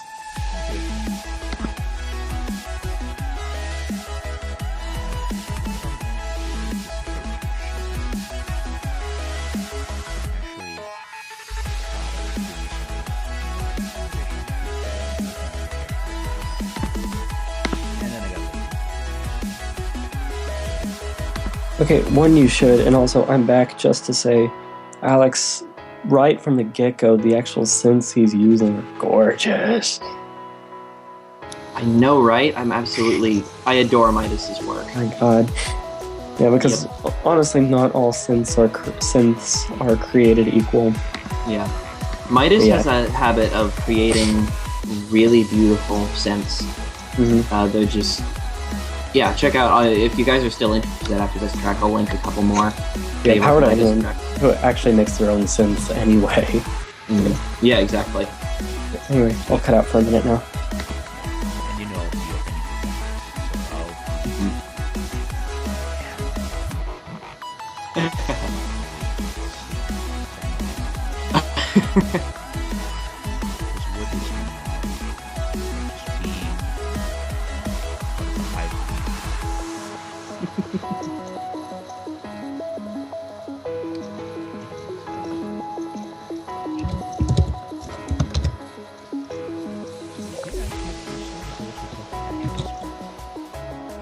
So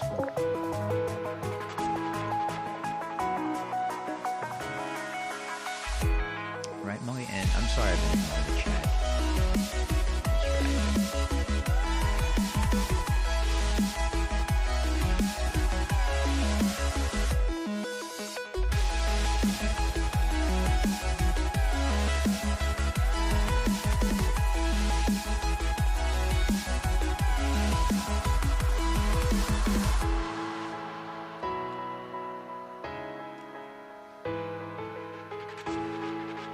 This one, free tripod on Craigslist.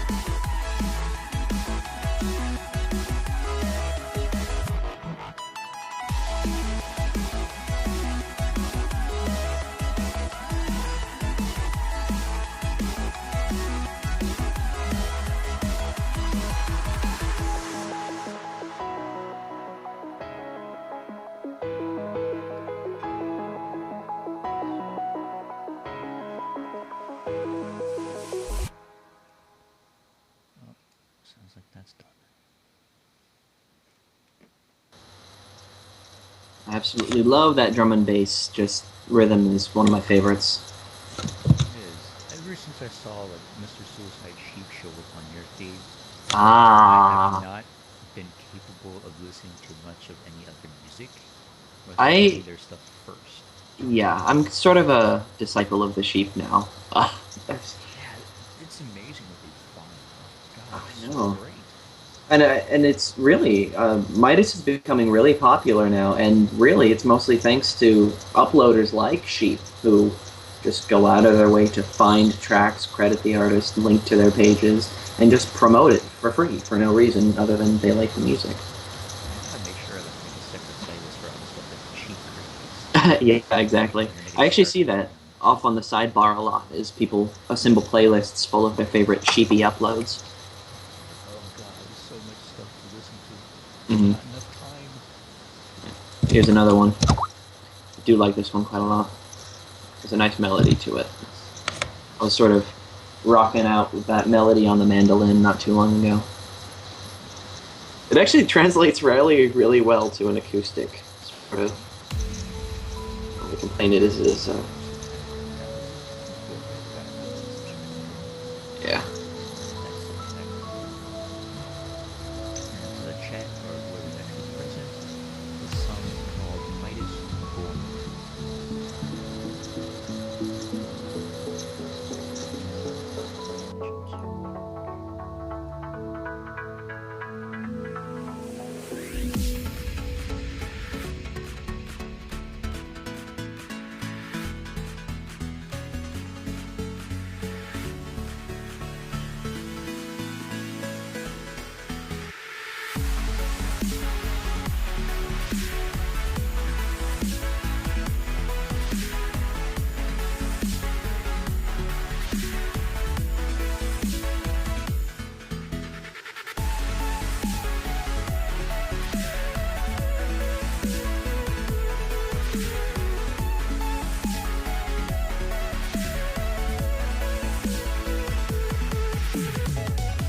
Well, the whole thing about that Longy is that he isn't told what Bark actually feels like. And remember, he doesn't know what like sort of actually is happening. I mean, I understand where you're coming from. He initiations of it. At the same time, like, he's struggling to intellectualize. He only understands the smooth surface of the world, the smooth surface of the world, and maybe feel rich. That's it.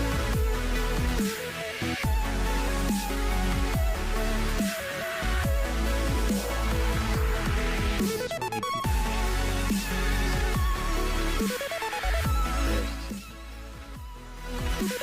How's that? Okay. Can you hear me better? Well, of course you can hear me better now. But like I was saying, like in terms of having it textured differently, I could do that, but that only translates to the audience reading that. And that's fine and dandy, because, the audience is what this is for. But I also want to sell the fact that the character himself doesn't understand much beyond the box itself. So having a specific texture would be, beneficial in one way, but it doesn't sell the idea that he doesn't know what bark actually is. Like, let me find the quote here really quick. That purple. Exactly. It could be alien, but again, he doesn't really know how to describe it. Because one, actually, I'll read the line.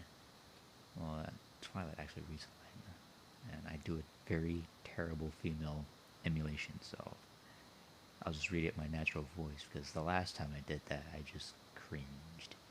But a tree is a sort of plant. It's like a tall, solid pillar with rough skin and thick branches that come off its sides. Now, I could try and represent rough skin, you know, like add shadows or whatnot. It's like, okay, that can kind of be rough. But the whole thing is, has he ever experienced rough skin?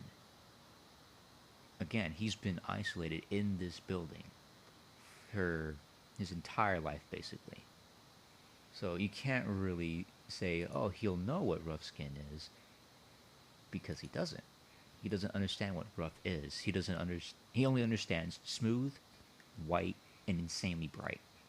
At this point, he's understanding color, but everything that's been described to him from this point, like purple itself, has been twilight.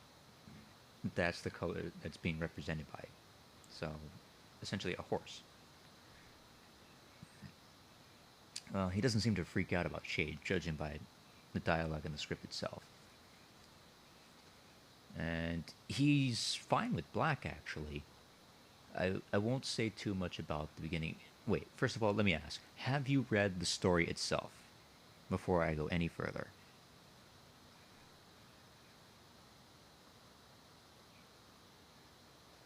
The entire story, like the actual text version that I posted on the first act video.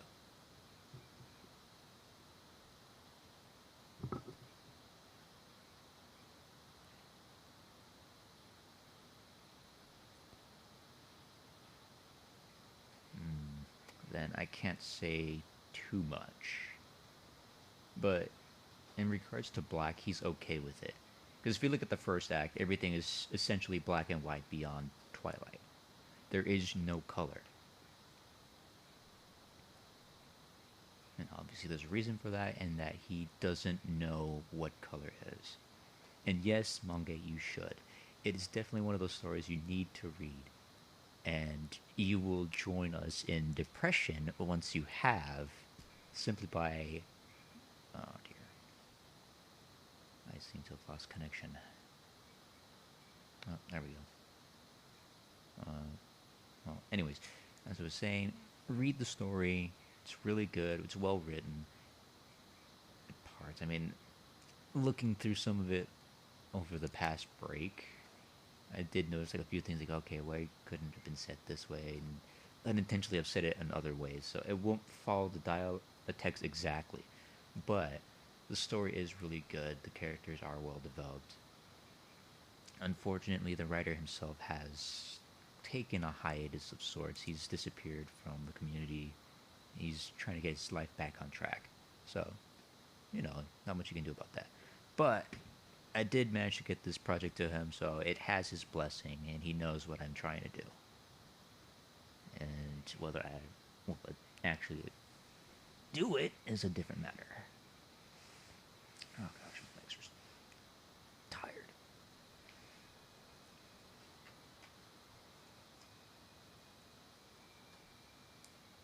These modern friends colors. You've seen that part. You've like seen an actual video of it, or heard a reading of it, or just read it?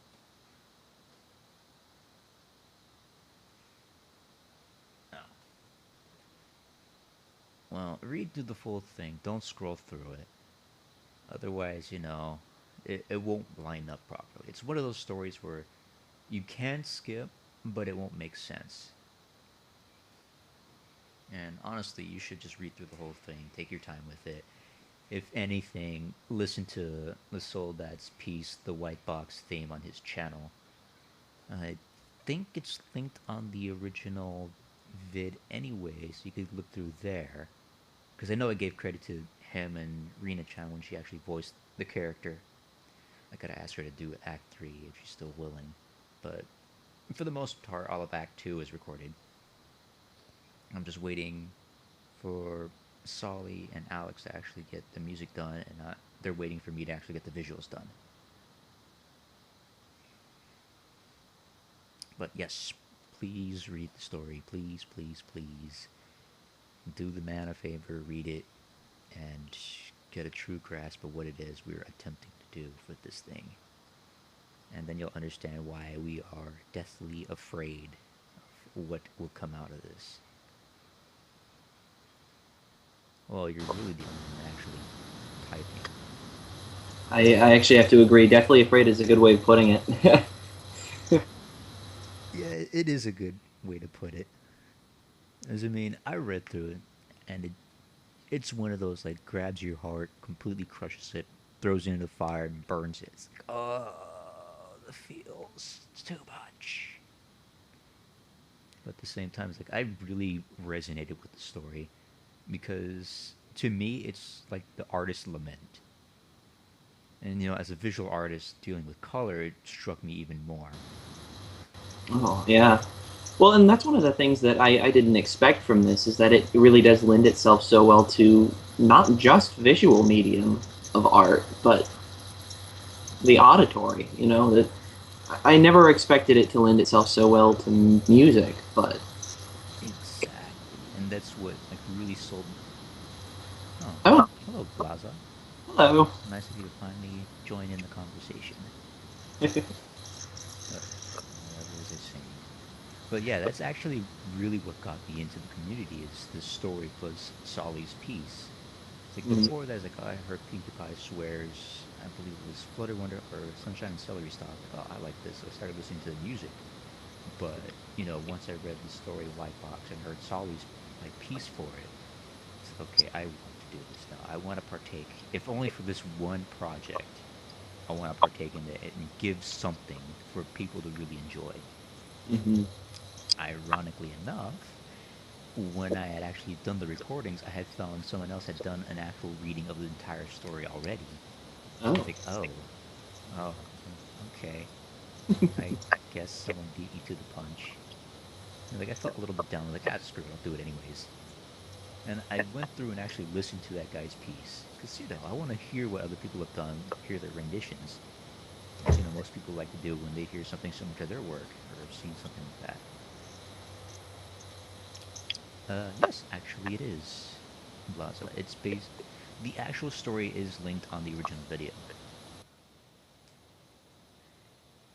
But yeah, like I said, I listened to the other person's rendition of the story, and it's like, okay, he has some points that I liked, but in terms of delivery, I felt, and nothing against the guy. I mean, I'm sure he's done some good stuff. I purposely just briefly listened to some of his takes. I didn't really listen to the rest of the stuff he had on his channel, but I didn't like how he presented the character. To me, it felt flat. It didn't have like the same level of emotion in certain spots. There wasn't because when you look at the character, even looking at Act One, which I know you guys have because that's why you're here. But when you listen to Act One and you think about the dialogue, and I know I put text, and if you put it on mute and read that, you kind of get a different sense of it.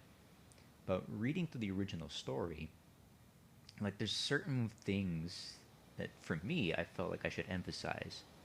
It's not necessarily like it had to be. It's kind of like how my personality comes through.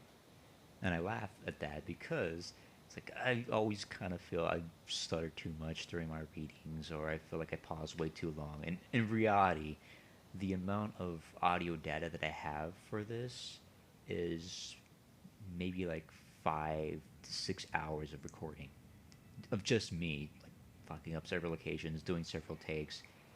And more often than not, I don't really like them. And that's why I do like 3 different takes.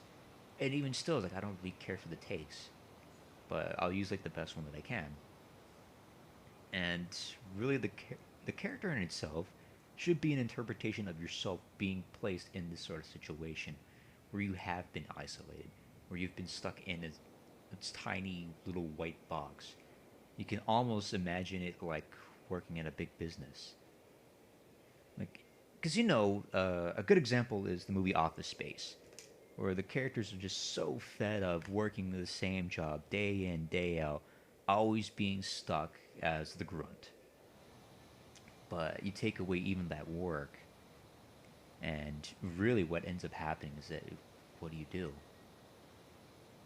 Just imagine yourself, if you will, being put into a room. Let's say like a doctor's waiting room, but there's no chairs, there's no pillars in the middle, there's not even a receptionist desk, and the lights are turned on full blast. Like imagine a 100-watt fluorescent bulb right in your eyes, constantly. And that's essentially what the character Canvas is being stuck in. He can't do anything. He has nothing to really interact with beyond his bed. So at some point, it's suggested that he actually wrote his name in the corner. And that's really like his last gift, his last real memory of his past self, which is, to me, the reason why he constantly runs back to the corner where he wrote his name. It's even though, like, however long he's been there, I won't say how long because you guys haven't read the story, but the amount of time he's been there, he's always subconsciously remembered to go back to there and remember who he was. Again, it's not really said what they've done to him beyond the fact that they did something to him and he can no longer remember who he was, where he was from, or what his name was beyond. the carvings in the wall. And now I've gone completely off topic, and I forgot where I was going with this. Let's see. Let me read the chat real quick. If anyone feels they need to step in and correct me, by all means. That's okay. I can give you a link to the fanfic if you want. And many a nights, and the only one in chat. That also enhances why it is so surreal. Surreal. Actually, if you're trying to spell surreal, it's S-U-R-E-A-L, I believe. Because I read that as cereal, and I just keep thinking back to the South Park episode with what's his name? Crap, what's his name? Oh, Blaza has the spelling. Thank you, Blaza. Let's see. Yes, the name in the corner going back and forth. That, in terms of that, that's really his only connection to his past. Let's see. And I was going with that where? Yeah, see, this is what happens with me. I get on a tangent, and I completely forget the topic at hand. I don't think I've done it quite as frequently since talking with Sally or Alex, but I do it a lot. I'm not gonna lie. But let's see. Oh, right, the connection between Camus and the viewer. Okay. Let's see. Got to the part. Oh no, you gotta keep reading. I'm not gonna talk much more about what goes on unless you guys have read it. Blaza obviously hasn't, so I can't really say much of anything now. Unless Blaza has read it, then I guess I can talk a little bit about it.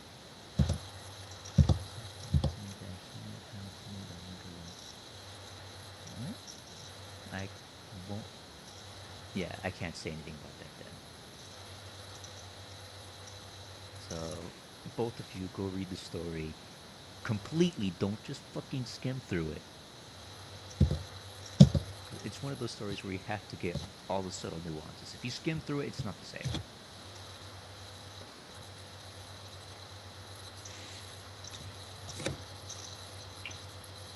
One of the things that actually really caught my attention was the introduction of color in text form. You know, the way each, as it's slowly introduced, each color, each word is given a yeah, and what it actually reminds me of a little bit is Background Pony does that a lit.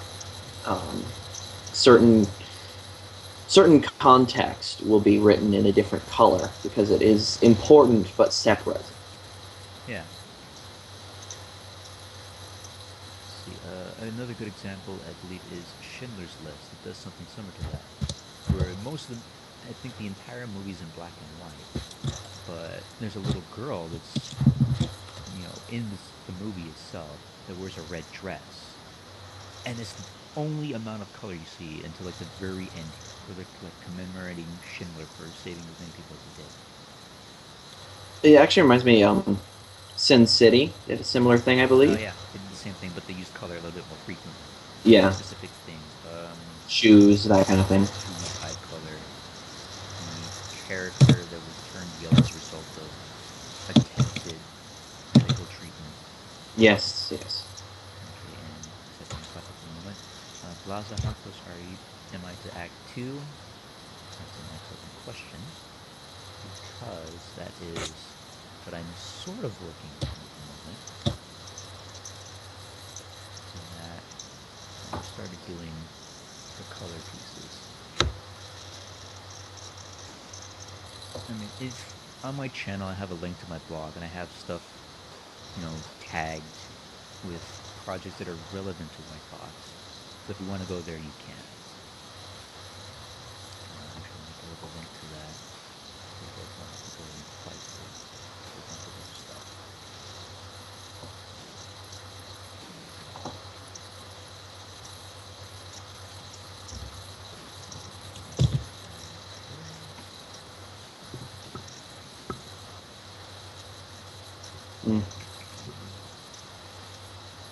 I seem to have somewhat destroyed, or at least confused and frightened my computer here. Oh dear. This is not good. No. How did you manage that? Oh, there we go. I think that got it. But oh, Hmm. okay, but I yeah, that's exited out of definitely all my something. high-strain programs. Yeah, I want to actually build another computer tower for myself up here. Mm-hmm. Because, you know, 3D artists going to school need to have a machine dedicated to doing a lot of work. Yeah. And unfortunately, I only have my tower that has all my programs installed. Mm-hmm. So, you know, if I need something to render, I'm literally stuck doing nothing.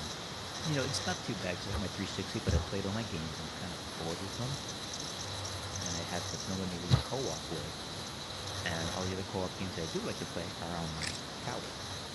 Yeah. So I can't do much of anything. I mean, I could sketch, but it's like I have to open up another program and scan them in, and I don't want to risk damaging my files that are rendering.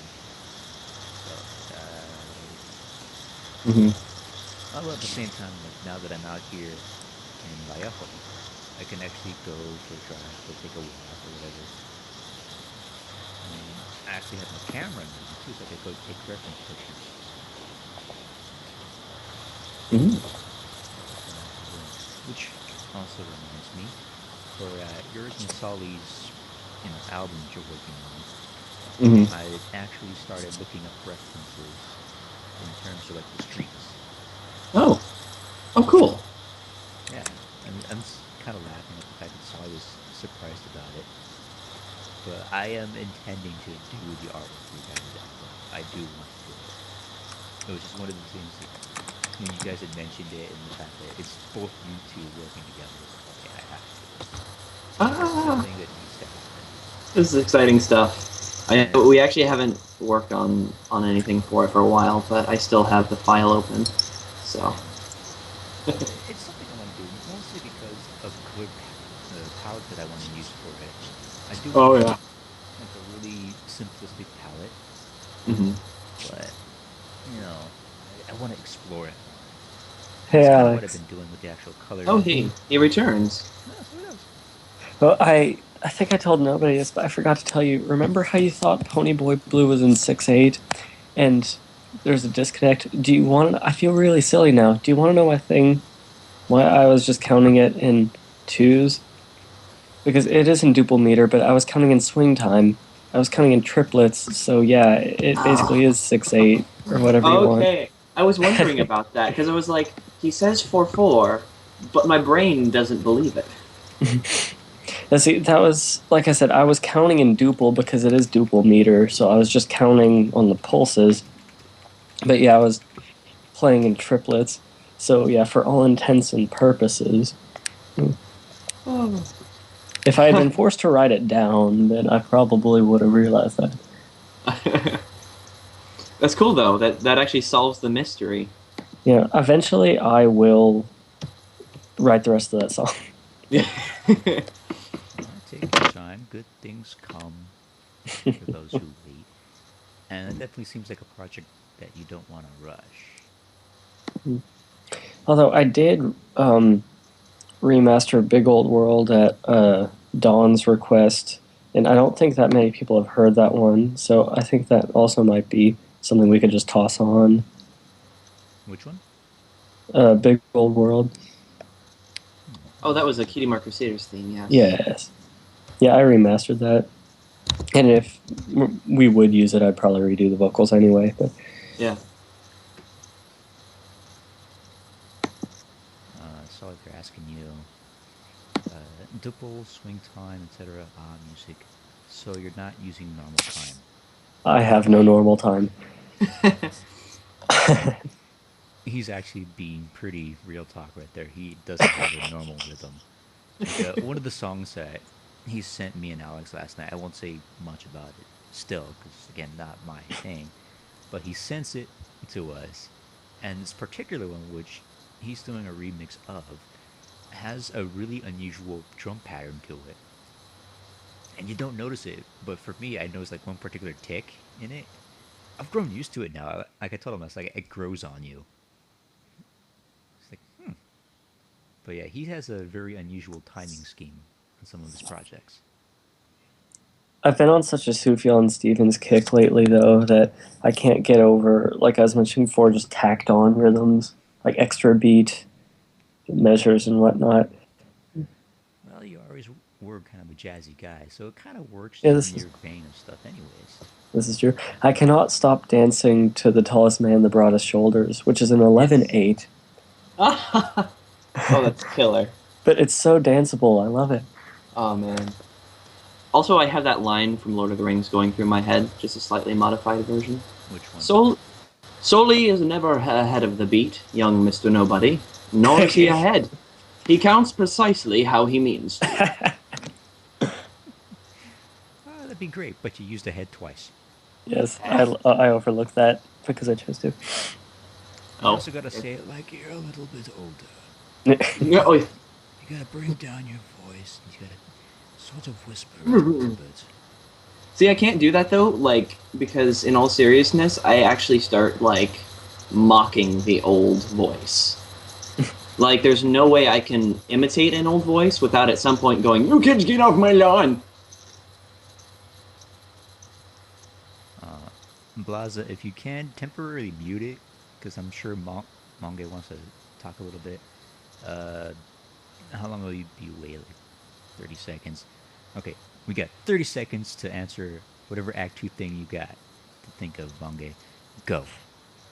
Or you could ask it, and when he gets back, we could just tell him to mute. Oh no, I'm gonna make this fun. Better start thinking, Monge. Oh, you're running out of time, Monge. 20 seconds. So do I. Don't worry.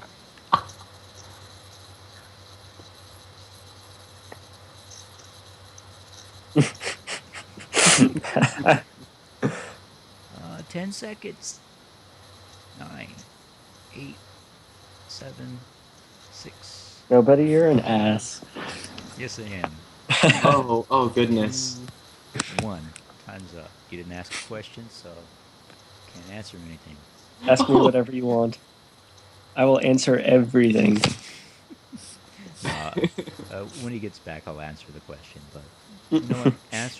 Ask anything you want in regards to the entire story, and I'll answer it the best I can. I mean, I'm not the original writer, obviously, but I'll answer it however best I can in terms of my interpretation. If Solly or Alex would like to pitch in, they are more than welcome to. 'Cause they too have read the story, right? I know Solly has. That's why he wrote it. His piece, but Yeah. I don't know if Alex has read all of it yet. Oh, of course. Yeah. I plowed through that in a good sitting. I would like to reread it, of course, but I have read it from beginning to end, and wow. I was like, ooh, that ending. I was like, wait, no, Yeah, that ending's. that ending, you know.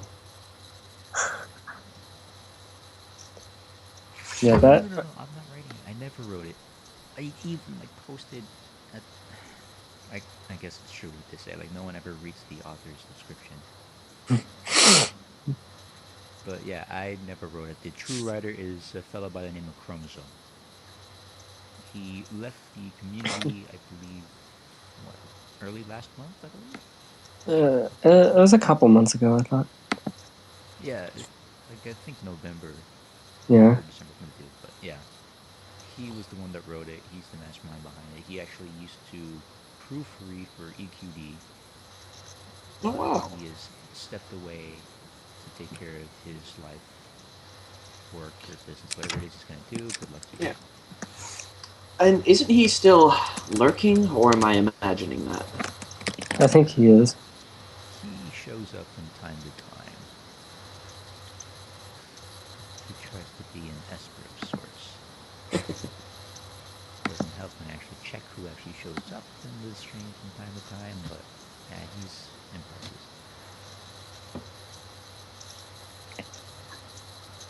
How long he was there for, He was there for 12 years.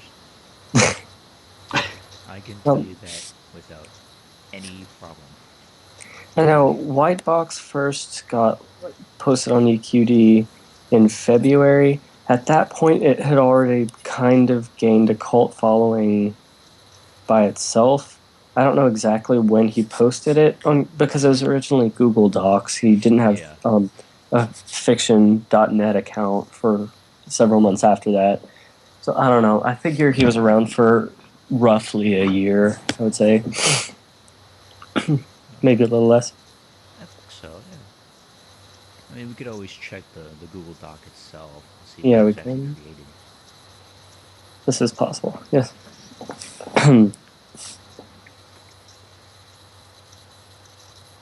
But yeah, the actual story itself has been around for over a year or more.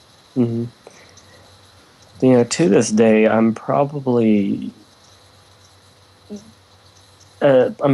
prouder of that piece than pretty much anything else that I've released. Anyway, yeah, not many people know it's there, but it has a face that only a mother can love. No, I enjoy the piece. Mhm. That's kind of, like I said, why I started this project to begin with. Because I listened to the piece while reading the story, and it really just sets the tone and the mood and everything. For me, anyways. If anyone Yeah. else actually did that, I don't know. That was what it was supposed to do. It seemed you and Chrome both liked it. It's always the original person and the one oddball that finds something like that truly amazing. Let's see, how So I many people appreciate can that. say they've got the chromosome seal of approval? Yeah, right. That's very true. That- And getting back to manga real quick, no, you didn't ruin the story. I wouldn't say it did, because he does specify how old he was in the story itself. In the third act, he does specify, and he does say how long he was there for. And no, you did not, because reading it is one thing, but when you try and put it into words, when you try and express it yourself, it's a completely different monster. Like doing the third act was really hard for me because I actually started to connect a little too much to the character. So that whatever you read in that, it's kind of what I emulated. I mean, I obviously didn't yell because at the time I didn't feel like waking up the neighbors. But yeah, it was pretty difficult. It is a good thing, but at the same time, you got to be careful of how far connected you get to the character. But Lest you pull a Heath Ledger. yeah, rest his soul. But still, it's a good thing to do, but you don't want to get too deep into it. Like, think of Robert Downey Jr. in Tropic Thunder. You don't want to go full retard. Never go full retard. Like, you don't want to That get was go all the way into the character because you Oh will no. forget your place. that movie was so unexpectedly good. Yes. Oh God, it was. I don't know why. I didn't think anything about it. Mostly because Jack Black. I really don't find his humor all that funny. And hmm the man doesn't really make too many good movies, but Tropic Thunder and Kung Fu Panda, like who fucking knew? Yeah.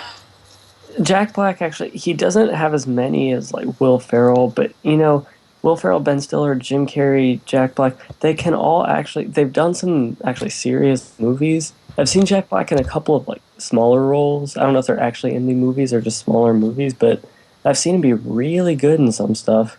Yeah, he Yeah, has his shining moments.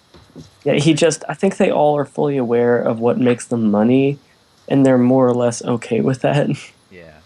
I mean, with Jim Carrey, though, he actually can do serious roles really well, and Mhm. people have started to notice that. But Yep. for Ever Will since Eternal Ferrell, Sunshine of the Spotless Mind, I mean, Jesus. yeah, like the number 23 was another good one that he did. I never actually saw that. Oh, it's so good.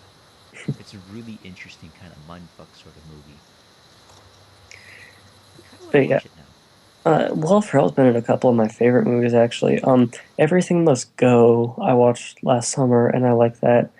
Stranger Than Fiction, that's one of my favorite movies, and he was in it. I thought he was outstanding in that, actually. Because Yeah, it's not just a normal kind of average Joe character. He was actually rather bland as a character purposely, but he wasn't eccentric at all. It was great. yeah. I think for me, what really destroyed his career, like in terms of like being actually funny, I think it was like after Ricky Bobby. Just I Yeah. couldn't do him anymore. I couldn't watch his movies. I couldn't hear him. I watched that kind of uh, I watched that election movie he had last summer because I don't know, we felt like going to a movie and there was nothing else. Hmm. I felt about half the jokes were somewhat funny, half of them were just I don't know, just silly. They didn't amuse me at all. But it occurred to me, with like half the jokes that actually did make me laugh, that were actually clever. It's like if they made the election movie they were really capable of, they really wanted to, then I don't think it would have sold nearly as much. Probably not. How am I gonna draw the cutie mark? Which one?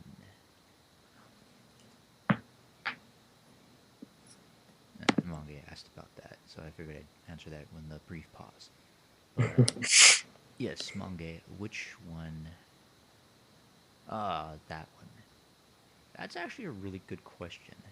I haven't fully thought about it because it for when I asked Chromosome about it, because I originally intended to actually show Canvas.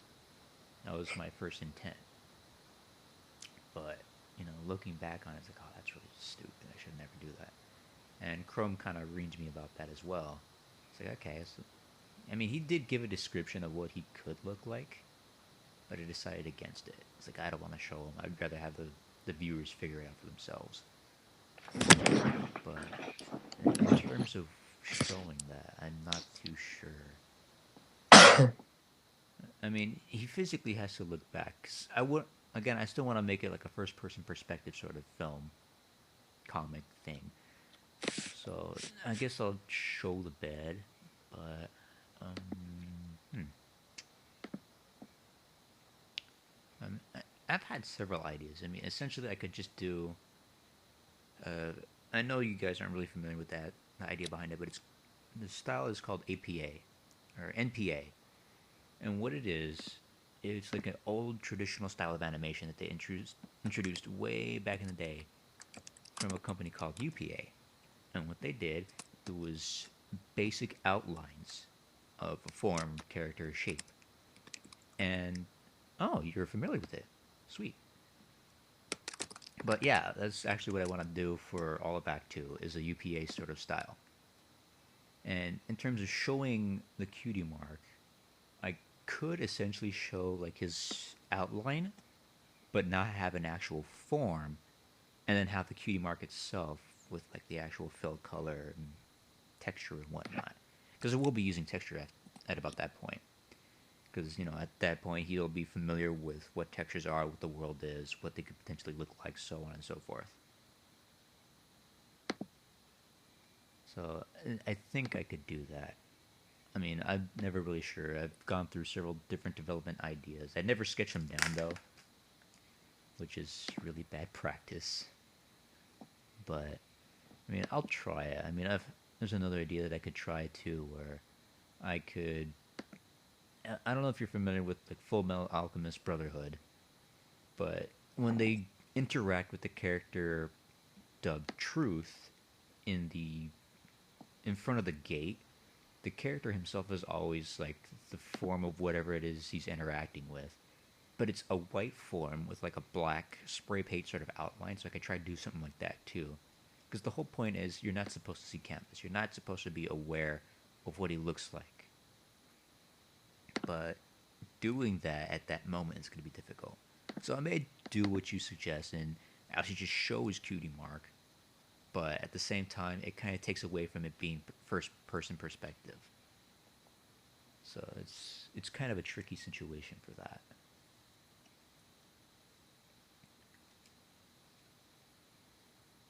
And then silence.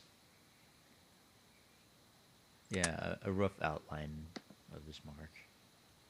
or just showing the mark itself. But again, I don't know. I have to get to that point. I mean, like I said, I've read the story, but visually, I haven't gotten to that part. I am barely like concepting him, like listening to Twilight describe what a room is and what the world is.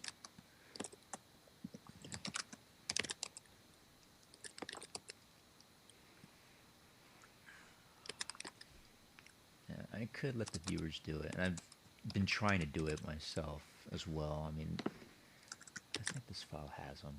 Wait, no, this one doesn't. But my color concepts, the ones on Tumblr, that's a good example of what I want to do in terms of like certain things. Like I want the viewer to sort of interpret it their own way.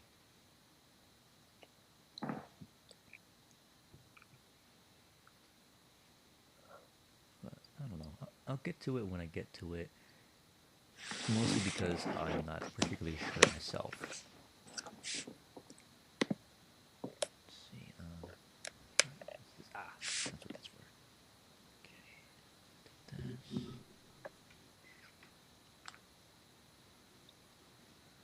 Oh yeah, I'm gonna need all the luck for that particular scene. That and the realization scene. Realization or revelation, however you want to call it. But yeah, I'm gonna need a lot of thinking power for those sequences.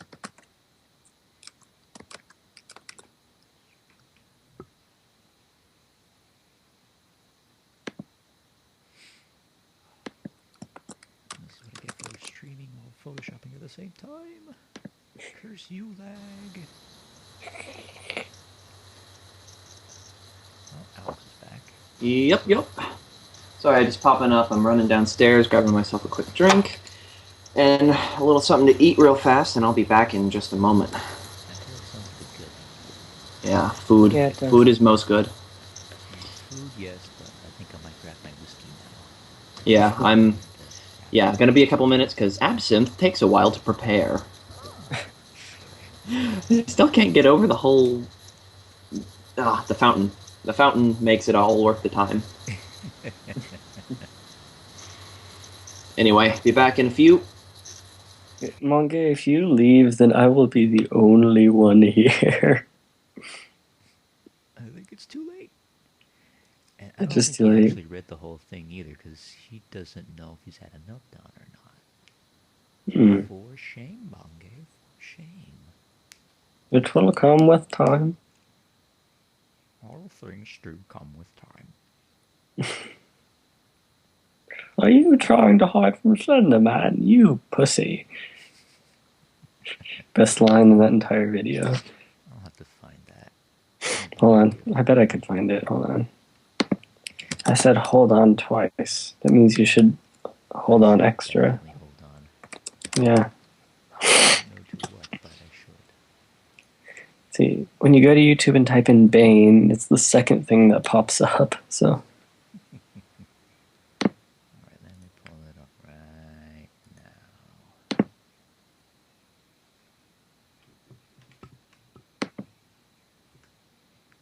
Bane voice, Bane plays Slender. Yeah, I believe it should be the first video that's... Bane plays Slender. It literally opens with Bane plays Slender. And then the Hello, monkey voice. Internet. Bane here. My friends Yes. told me to play this new game called Slender. They said it's really scary.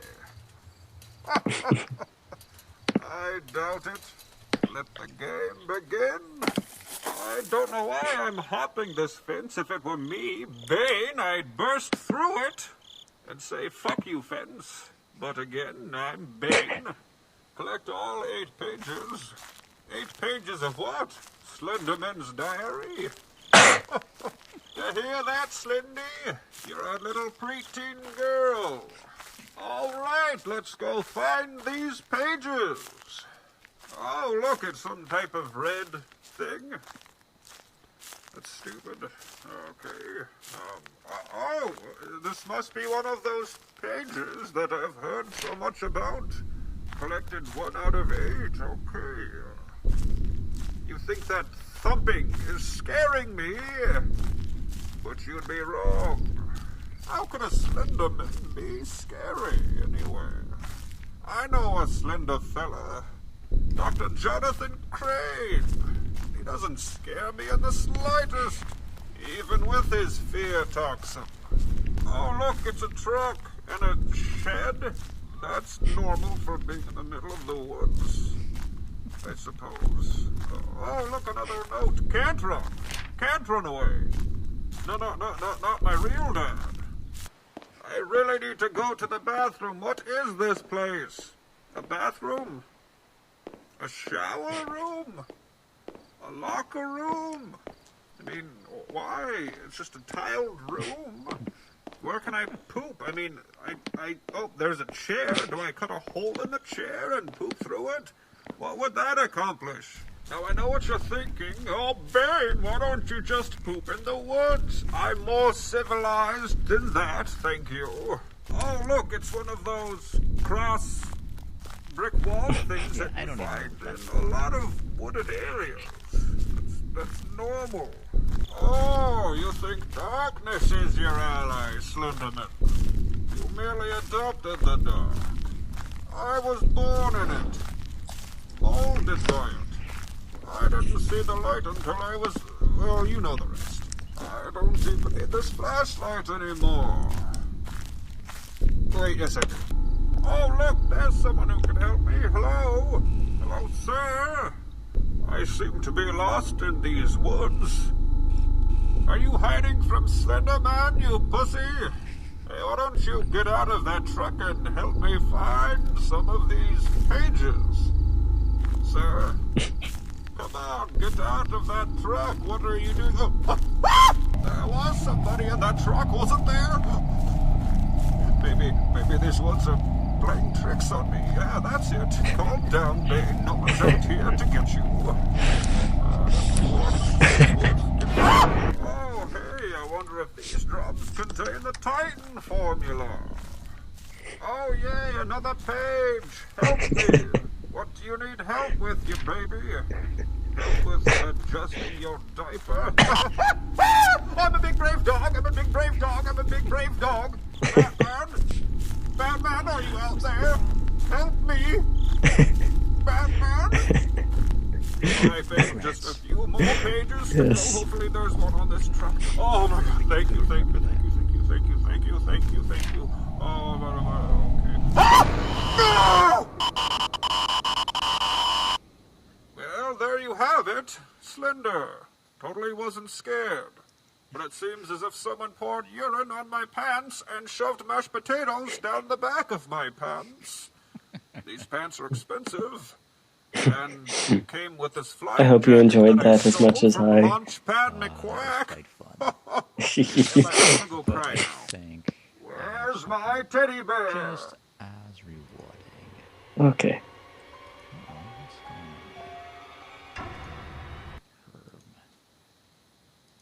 Let's see. Come on. Hi. That's interesting. Fine. Of course you don't want to cooperate.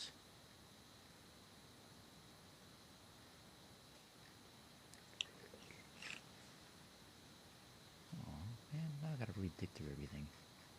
That is so lame. But Alex actually knows what this is. Oh wow, what the hell? I literally can't load any of my playlists. What is going on? That is lame.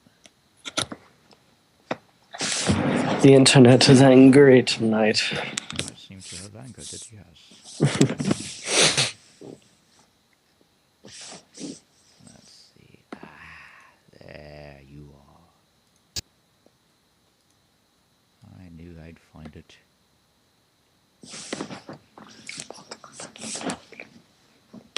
Just go ahead and truck it back to look how silly this is! Oh, hold on. Let me get her live stream volume actually turned on. Oh, Aaron, don't. Aaron! I love you! No, I'm fucking done! I'm fucking done! No, you're not! This is bullshit! Oh, This is fucking bullshit! I can't get I missed something. What is this? Sounds good. I can't get off! What is Oh. this? I'm stuck! What is my life? I can't do it, John! I can't eat! I can't fucking do it! You whatever! You can give up now, or you can figure it out, because I certainly can't do it without you, and I know you can't do it without me. I appreciate it, but look what we're dealing with, man! Aaron, You gotta draw the line somewhere! Aaron, we gotta draw the fucking line in the sand, dude! Aaron, We gotta make a statement! You gotta look inside yourself and say, what am I willing to put up with today? Not fucking this! I'm Superman! I believe I can fly!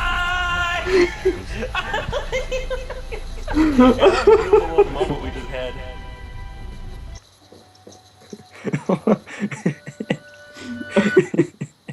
Every time.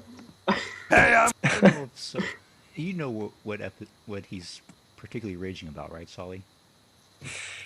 I'm only half sure here. Okay, let me line this up a little bit better here. Oh, yes. But Oh, this moment is the bane of their existence as to why the animation came to be. Let's just go ahead and truck it back to look how silly this is! Gone? You have to like do. Oh.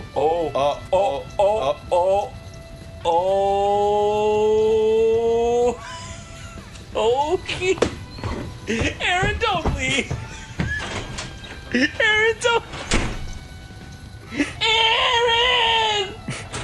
I love you! No, I'm fucking done! I'm fucking done! No, you're not. This is bullshit! I'm gonna. This is fucking bullshit! I can't get off! What is this? I can't get off! What is this? I'm stuck! What is my life? I can't do it, John! I can't either! I can't fucking do it anymore! You whatever! You can give up now, or you can figure it out, because I certainly can't do it without you, and I know you can't do it without me. I appreciate it, but look what we're dealing with, man!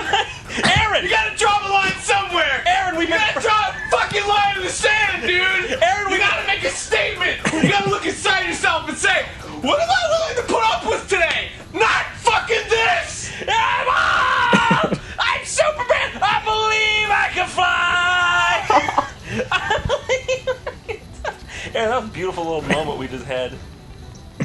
I think both of us got a little heated, and maybe we should apologize to each other. It's because we're in a lava stage, dude. You just come back all calm. It's because we're in a lava stage. But yeah, that's the origin of that. Hold on. Oh god. I found something that you may have seen.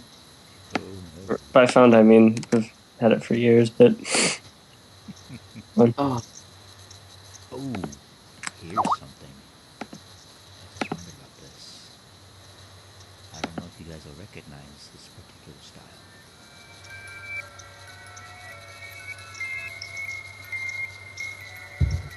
One of my favorite animators.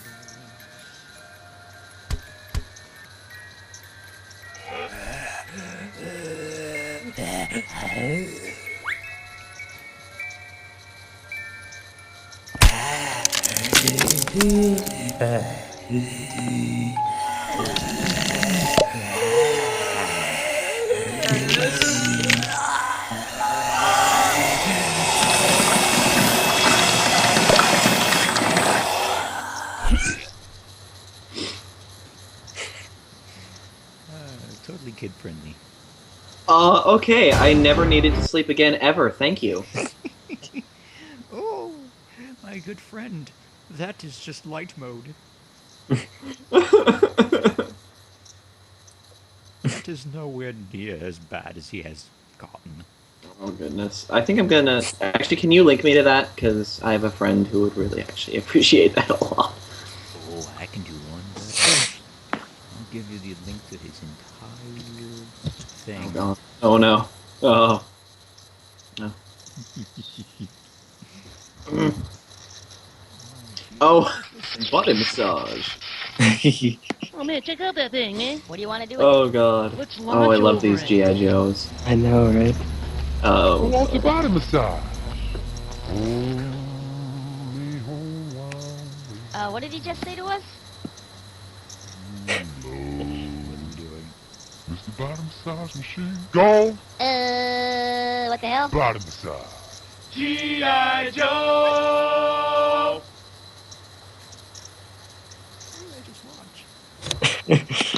Hey kid, I'm a computer. Your contact lenses just arrived. 1-800 contacts. They can't have my brand. My favorite one is still the reggae one. Oh god. Look with your special eyes. My brand! Because it begs the question. My brand, sorry. But it still begs, the reggae one begs the question, even in the original PSA, why was there a random man outside their window? I know.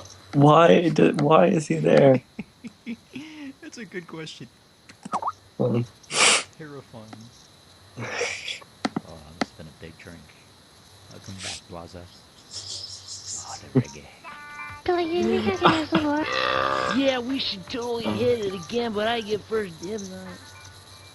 To me come off, but me nearly dead with laugh. I watch the people rush the door like ambassador. Choco, fun time there, time for the bus ride. Sunshine there, a time for the bus ride. Sunshine there, a time for the bus ride. Fun time there, a time for the bus ride. No! G.I. Joe! God, I want so much. I know everything. I know the secrets of the universe. I know how to program a VCR. Oh. Oh, that sucks, Blaza. No one wants to talk about school. Oh, that's not it. I love this episode of Boondocks. Instinct Maynard comes back. Let's see. Ah, yes. Ba.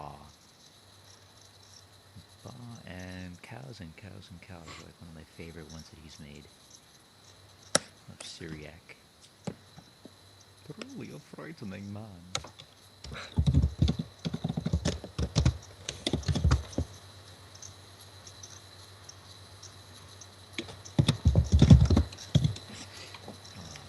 Streaming Fear 3.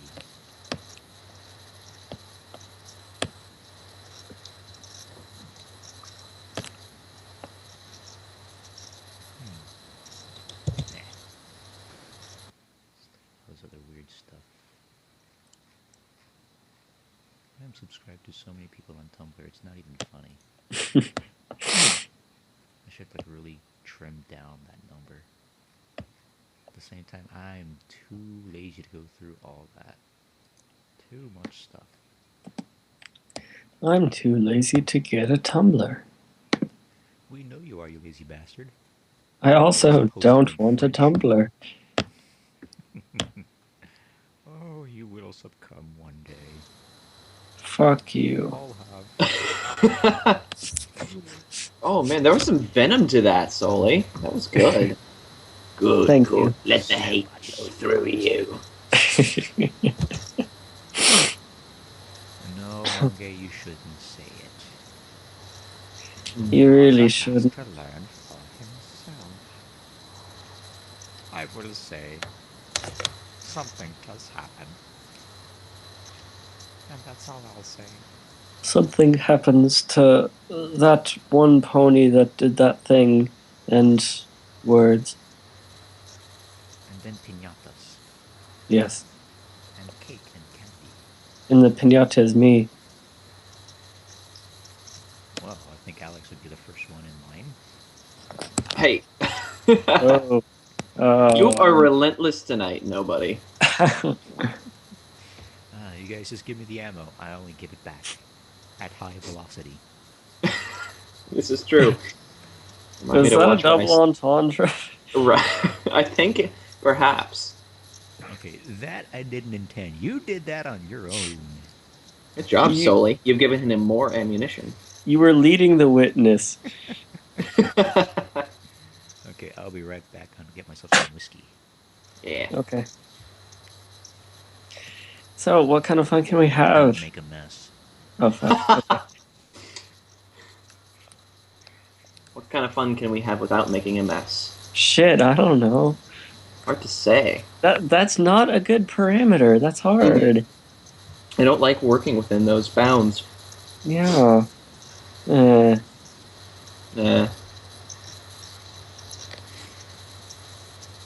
We're fucking boring, aren't we? Oh, manga. So true. Yes, exactly. Yeah. In the words of my friend, when she found out that I had acquired a banjo, she said, "We're doing beer and banjo tonight." That's the best night ever right there. I know, right? I can't see how that could possibly ever go wrong. Like, ever. I do have a banjo. It's glorious. Still, you're so cute when you talk about the banjo. You get all, like, giddy. I can hear, like, this huge smile on your face. You're just like, hee. I know. That's how I feel about it. I am incredibly lucky in so many ways.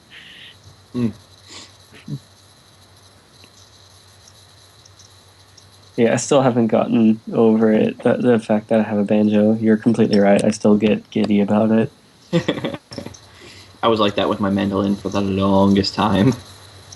Yeah, I have tried playing one before, and I mean, I can play them. It's just not really my thing. I prefer ukuleles. Oh, I have an 8-string uke. Really? Yeah.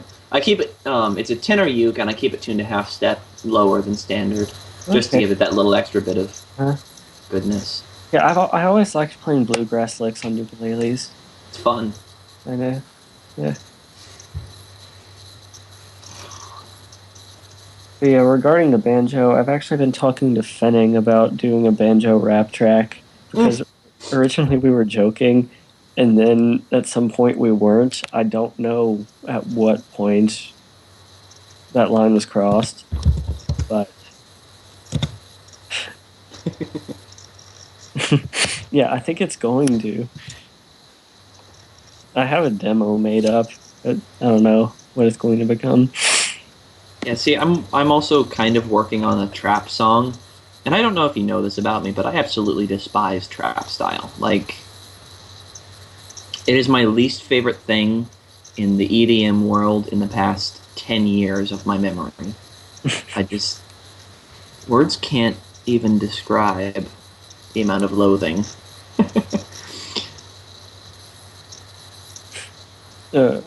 Any particular reason that you're actually doing it then?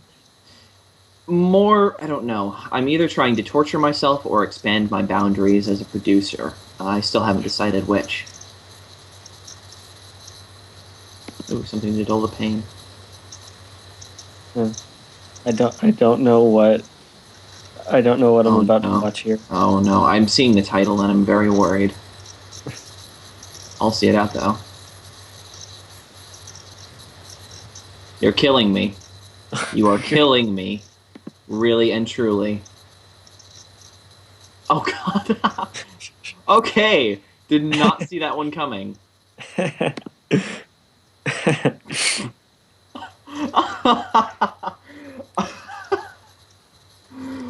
Wow. Okay, that escalated quickly. That was beautiful. Hold on, I am about to post something because it is necessary for any live stream or really conversation that Alex and I have with nobody. Boy. Yeah, see? It is necessary. I find myself watching this once a day, at least. I know, right?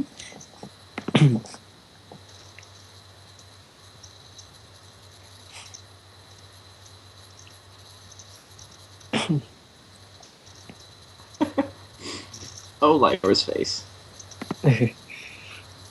Oh, Lyra. You dance so well. I kind of like the backwards bending elbow joints. I know. They're like little flickering there. I just love Celestia's expressions. I know. Almost as good as Lyra's throughout. I know. Oh, goodness.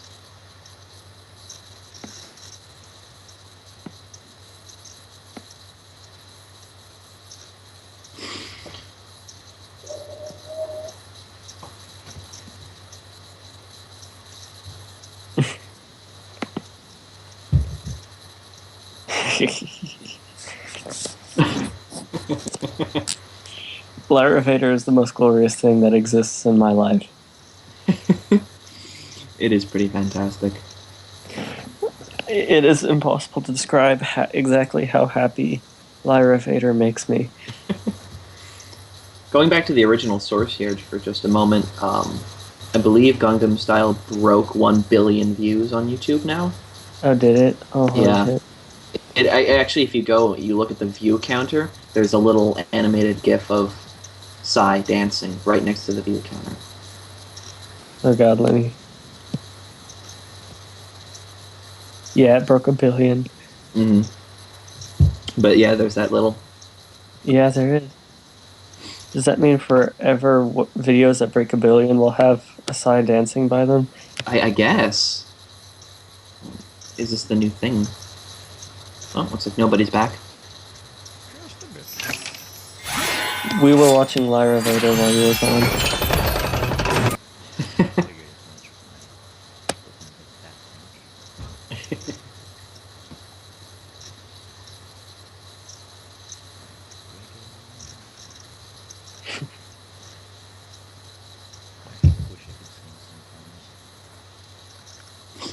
I know the feeling.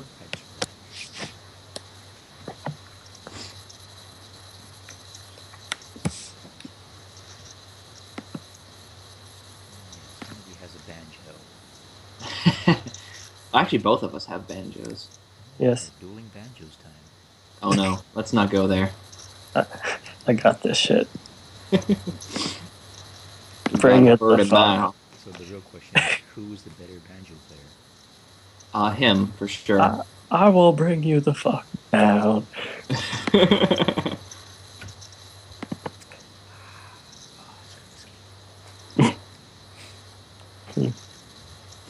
Actually, I am slightly, it's slightly unfair. I'm not, I was explaining to Alex the other day, my left-handed banjo is still catching up to what I can do, but I've taken classical guitar for long enough that since most banjo playing is involved with arpeggios and just kind of moving over the strings, yeah, my right hand is completely used to doing that. It's just getting licks and stuff down and figuring out exactly what to play.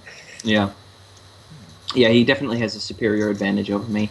When it comes to stringed instruments, I'm a little bit like Herc Dirk. So haven't played a kazoo. Banjo-Kazooie. It would be the greatest collab of all time. Actually, Don was he was for My Little Awesome. He or she, I don't know. But anyway, this person just requested that he do a cover of "Wish You Were Here" by Pink Floyd, and he was like, and it's just kind of for fun. He was like, "Hey, you want to play banjo on it?" I said, "Sure." He said, "Well, you can do background, or you could do the solo." So I did both, but I put so many effects on the solo banjo that it just sounds like a guitar, and it's glorious. I'm just trying to sound like David Gilmour on a banjo. That's beautiful. Yeah. I felt beautiful. That brief, shining, burning moment of glory. You go, yes, that was me. You know, I feel like somebody should arrange the wall for banjo orchestra, like a banjo ensemble, an entirely banjo ensemble. Like, you know, I bet. I honestly bet it would be absolutely astounding, because I've heard tuba quartets that have made me cry. And I've never expected it, because I always think of tubas off the top of my head as a root fifth oompa. The John Williams tuba concerto is gorgeous. Because there is indeed a tuba concerto. It exists. And John Williams wrote it. Oh man, I'm not entirely sure how I feel about John Williams. You To know, be perfectly honest. when he does like movie scores, most of the time I'm like, whatevs. But the Tuba Concerto was cool. Mhm. Most stuff he's done that's more borderline classical or academic, I guess. I'm more like, okay, John Williams, I see you. Yeah. Yeah, I haven't heard much of his stuff outside of scoring, and I guess that's where I'm drawing a lot of my assumptions from.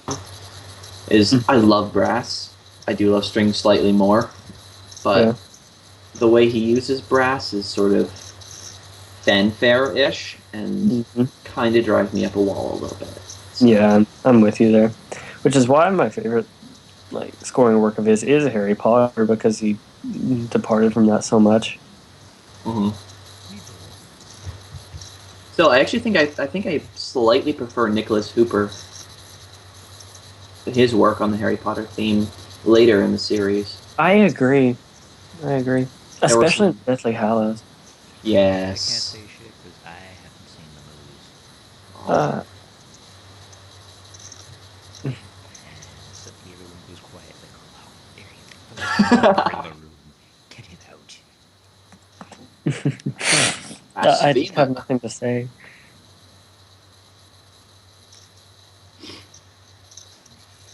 Yeah, we were discussing Laza, we were discussing John Williams, who wrote the original theme, and I think did the music for the first 2 or 3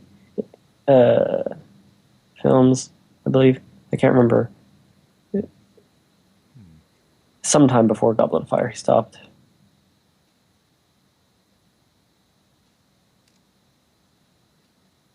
I don't know. Like I said, I haven't watched the movie, so I really can't say. I enjoy them. Wasn't involved.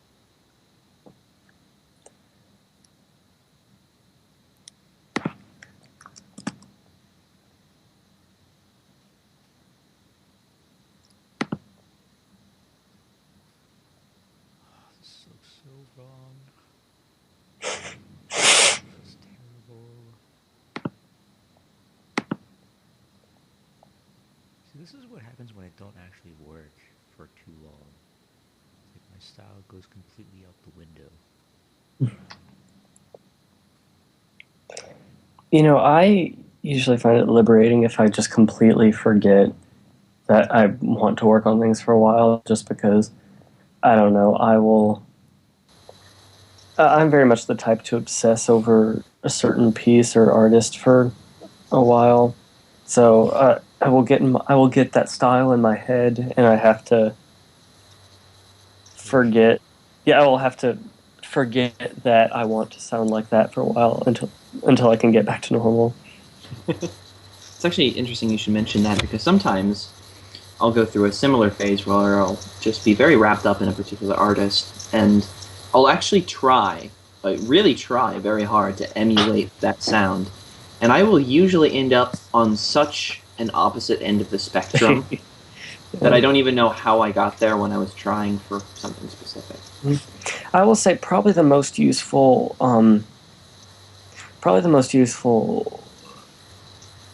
I'm not sure what to call it, I guess period like that of mine is usually when I kind of go on a Yonzi or a Sio Ross kick. It's because I find then I don't actually necessarily try to emulate their sound entirely. What ends up happening is I usually just kind of take songs I've already written, but I try and mess with the instrumentation so they don't sound like every other folk song I've written. Yeah. Which, like I've said a million times, that Discord song I had sent you guys before, which is My Baby, that was essentially, it was a different song, but it was so similar to Manhattan, the one I did for the Faithful and Strong album, that I just thought, well, I've got to completely overhaul this or it's going to sound the same. So I tried to, make it sound all spacey and Icelandic. And even though it didn't actually sound like Icelandic post-rock, I think it ended up turning out something decently. It's always interesting. I love the flow of influence. It's really pretty cool. The damn song was so hard to get out of my head for a week. Which one? Oh, the Discord one, yeah. I'm not referring to the actual, like, the one Discord song, I'm referring to a completely different one that I did and may well never release because it's my baby. But oh, those pieces, the ones you keep so close to your chest. I have a few of those that will never see the light of day. like I said, I have them, but I get rid of them pretty quickly. the face only a mother could love. I mean, I've actually done sketches that turn out really good on Photoshop. Like, oh, this is great. Close without saving. I will never see it again. I have no intention to. Well, Actually, last week before I drove back up here, I had done concept sketches for my own personal character. I figured it was going to be a dragon of sorts. But I started to think, how would I get the wings to work, anatomically? And it's kind of one of those annoying things. Oh, how does it work? How does it function? How does it move? How can it move with contextual limbs? So at first I started thinking, oh, I'm going to do like a traditional, like organic, muscle-based dragon. And said, okay, well, wait, how does a skeleton for dragons look? So I started looking into that. Like, you know what? No. I had another aspect. Can't hear me? Sorry. I had another idea where I would actually combine it with a previous character I had made, which actually is floating around. Tempest was the one that found that. I don't know if you guys remember that. It's like, oh shit, he found it. Yeah, I remember. But yeah, I started to think about that particular character, and it's like, well, I could still use that as a basis. And so I started to. I was like, okay, this actually looks pretty good. And then I just closed the file. Didn't bother saving it. Okay, am I really that quiet? Apparently. Actually, you know what? Let me check the... Not over Skype, but maybe check the live stream. Yeah, that's what I'm going to do right now. Oh, it reset. Better? Worse? Stream? It reset because fuck you, I'm live stream. Yeah, pretty much.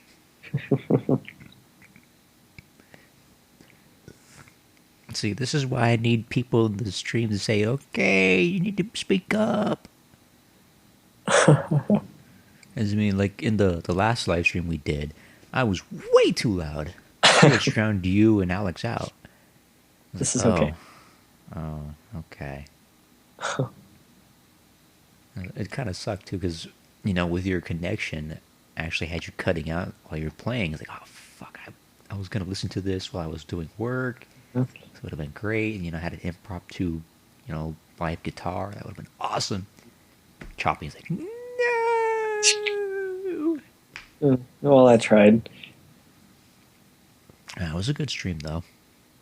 Yeah, that was a good stream. It was fun having Dawn around. Yeah, that's why he's part of the group call. Yeah, he's just... Well, the man's busy. I've been talking with him over Facebook a bit because he's kind of avoiding Skype, but... I see. That's fine, though. I mean, the man's got stuff to do. Yeah, and I added him on Facebook because he figured out who I am, so... Oh, that bastard. I figured I owed him it. I owed it to him.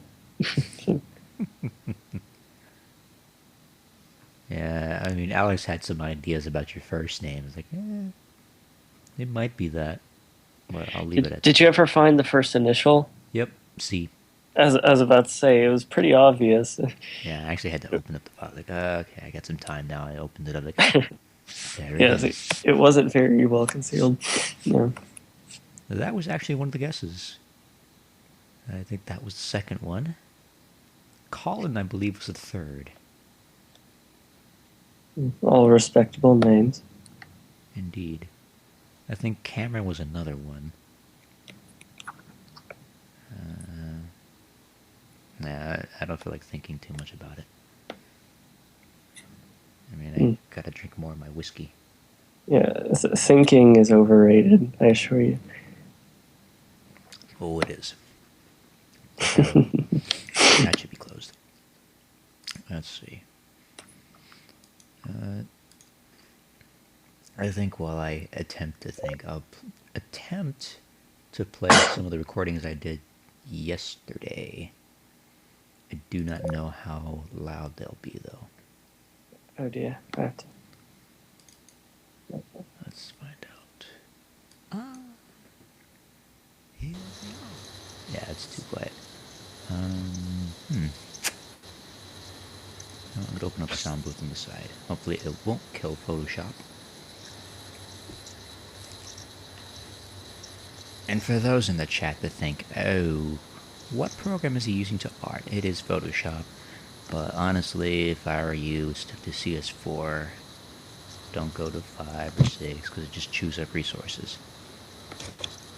Especially if you have a low-end machine. Like, I'm actually surprised this thing is working as well as it is, with all the stuff it's running. I do apologize for the quality. There was a lot of background noise, because again, Rock Band mic, what can you do?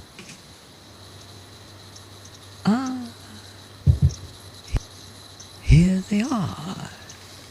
Well, even when you have a condenser mic like I do, and even bother to plug it in and mess with the Skype settings, then the connection still fucks up. So yeah, that's true. When they went in, the chap in the middle didn't look a day over 17, and his 3 little pals were professional basketball stars. Look at him now, poor fellow. That's what a dose of reality does for you. Never touched the stuff myself. You understand. Find it gets in the way of hallucinations. Why, hello, Commissioner. How's things? Commissioner? Hello? Anyone home? God, how boring. The man's a complete turnip. Take him away and put him in his cage. Perhaps he'll get a little livelier once he's had a chance to think his situation over. To reflect upon life and all its random injustice.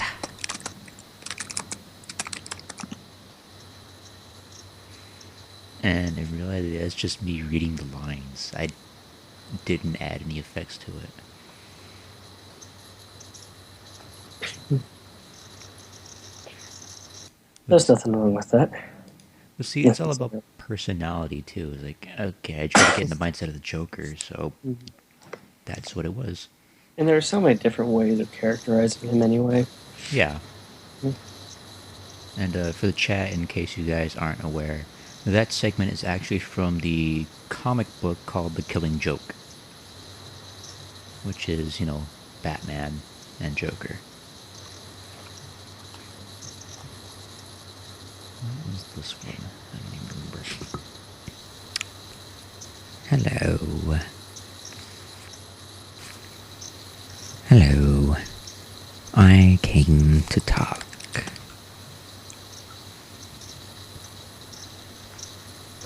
I've been thinking lately about you, about me, about what's going to happen to us in the end. We're going to kill each other, aren't we? Perhaps you'll kill me. Perhaps I appreciate the mathematical precision Perhaps there. sooner. I felt it was Perhaps necessary. later.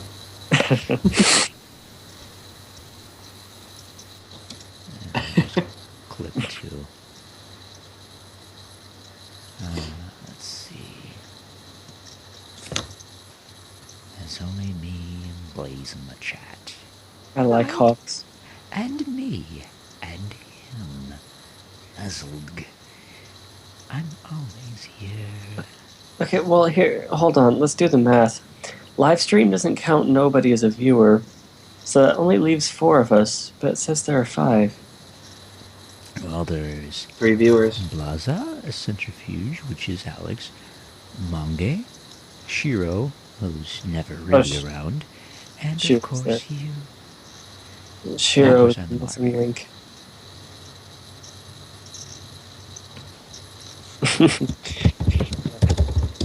First. really. Shouldn't surprise me. That's what I'm looking for. And then clip number 3, which is probably like the most recreated clip of that little comic. I'm not really happy with this one, to be honest. But, you know, since it's sharing hour, and like I said, I wanted to actually do more stuff instead of having you and Alex do all the work. Here is the last real piece. So, I see you received the free ticket I sent you. I'm glad. I did so want you to be here. You see, it doesn't matter if you catch me and send me back to the asylum. Gordon's been driven mad. I've proven my point. I've demonstrated there's no difference between me and everyone else. All it takes is one bad day to reduce the sanest man alive to lunacy. That's how far the world is from where I am. Just one bad day. You had a bad day once, am I right? I know I am. I can tell you had a bad day, and everything changed. Why else would you dress up like a flying rat? You had a bad day, and it drove you as crazy as everyone else. Only you won't admit it. You have to keep pretending that life makes sense, that there's some point to all this struggling. God, you make me want to puke.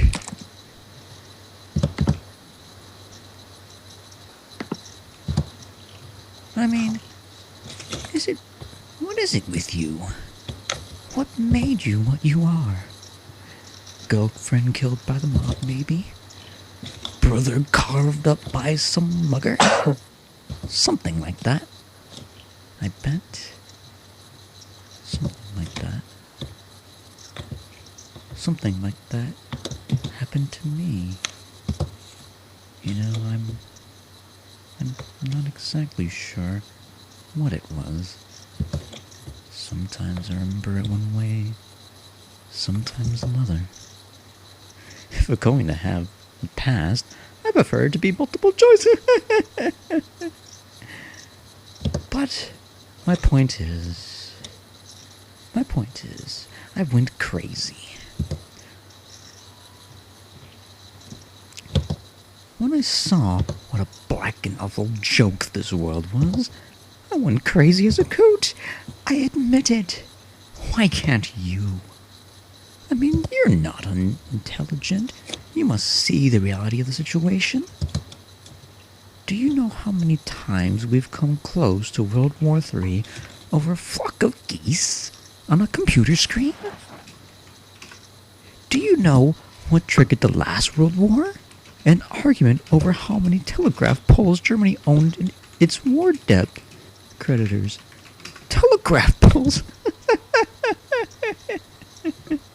It's all a joke.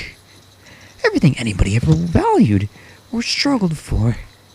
It's all a monstrous, demented gag. So why can't you see the funny side? Why aren't you laughing? And that's the last clip.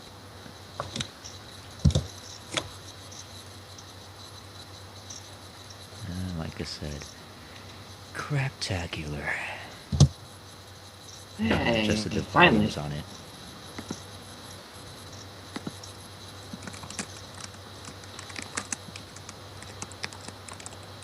Yeah, I agree, Monge. But the whole thing is, it was, I think, 2 in the morning. And yeah, it felt like it was a problem, but mostly because I can't read those kind of lines, immediately. Because it's literally doing like a dry reading. Like I had it on screen, it's just reading it off there. So that's why I don't do it often. Like earlier when I read the creepypasta Lightning, it's like that's why I stuttered a lot. It's like I've never read the story before. It's like I can't I can't has words. And no, I haven't read EOP. I don't even know what that is. Yeah, that's my real first name. Yup. Nope, I've never read End of Ponies. I don't read many fanfics nowadays, to be honest. I mean, I actually have like a small list of some that I did keep track of, but they update so infrequently, it kind of stopped for a while. Like, yeah, I'll get around to it. Eventually.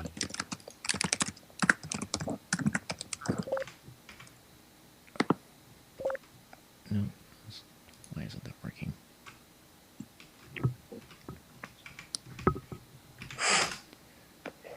Let's see, actually, what do I have on queue?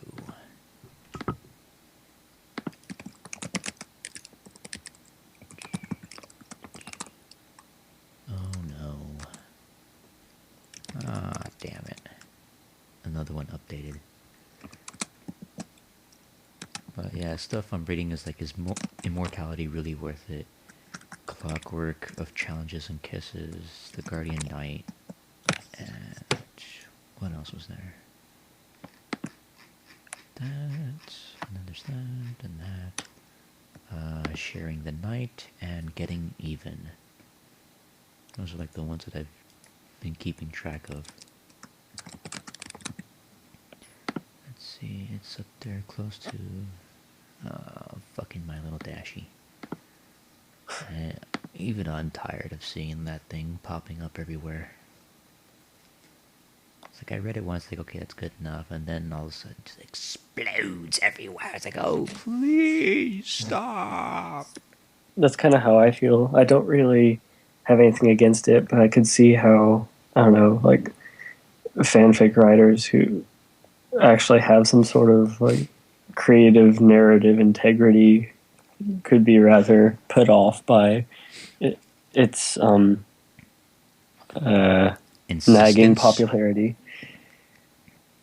Yeah, I mean, it's like the song from Gautier, Someone That I Used to Know. Mm. I am sick and tired of seeing that song show up everywhere. You know, I wasn't nearly as tired of that as I was on that Tonight We Are Young.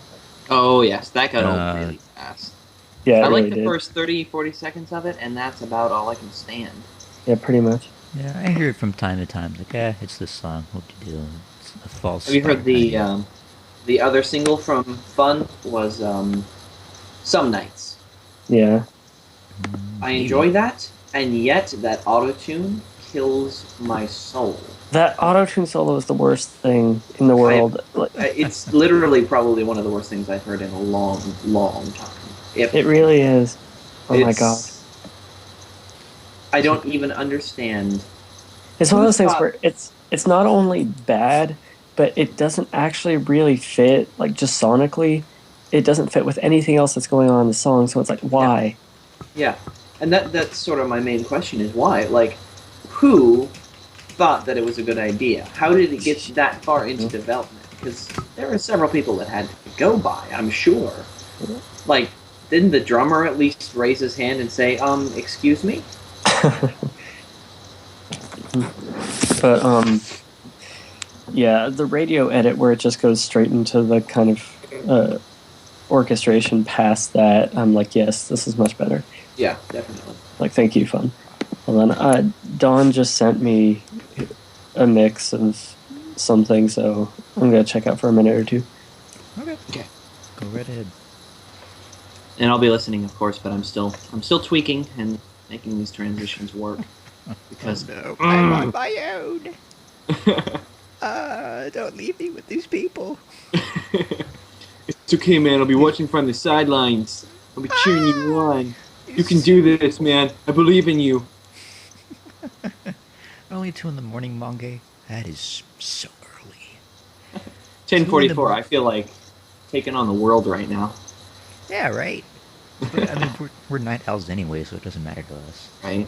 Oh my goodness. I mean, the past few days have work, I've had to get up at 6, and I went to sleep at like 4 in the morning. I'm like, My everything. no, I despise those days, and yet I can't seem to make myself go to sleep earlier. Yeah, it's the It result of is. the internet. It is. It is all worth it. I wake up in the morning in absolute pain. My head hurts, and yet I regret nothing. Yep, sounds about right. It's like, I'm tired, but that's okay because I missed the worst part of the day, the morning. Well, I don't miss it ever. I'm 6 a.m. nearly every day. Oh, I like that question. Do you have methods to boost your energy? Oh god, for me it's just making myself do it. I actually find the days that I sleep in are the days that I have the lowest amount of energy. Oh, God, yes. The days I get up super early, even though I hate rolling out of bed, I tend to have more energy and be more awake throughout the rest of the day, just naturally, without the aid of coffee or anything like that. Although that does help. A nice cappuccino goes a long way for me. Yeah. I mean, for me, in the last semester, I was doing like 23-hour days. I'd have to get up and only have like an hour's sleep. And quite honestly, I would crash out during class, which you don't do when they're looking right at you. Yeah, it seems like. But yeah, I kind of did that. But more often than not, like, coffee is your best friend. I don't know. Coffee and I have a sort of strange relationship because I cannot put it down. I love it, and that is sort of my problem with it. Is that I sort of overconsume, and I underfeed myself, and I overconsume caffeine. So I usually end up in that very uncomfortable, jittery phase where I'm really clumsy, really nervous, and everything freaks me out just a little bit more. Yeah, I came close to that on several occasions during the last semester. It's like, okay, I gotta cut back on the coffee. So I'd focus more on like green tea or like whatever tea I bought. Yeah.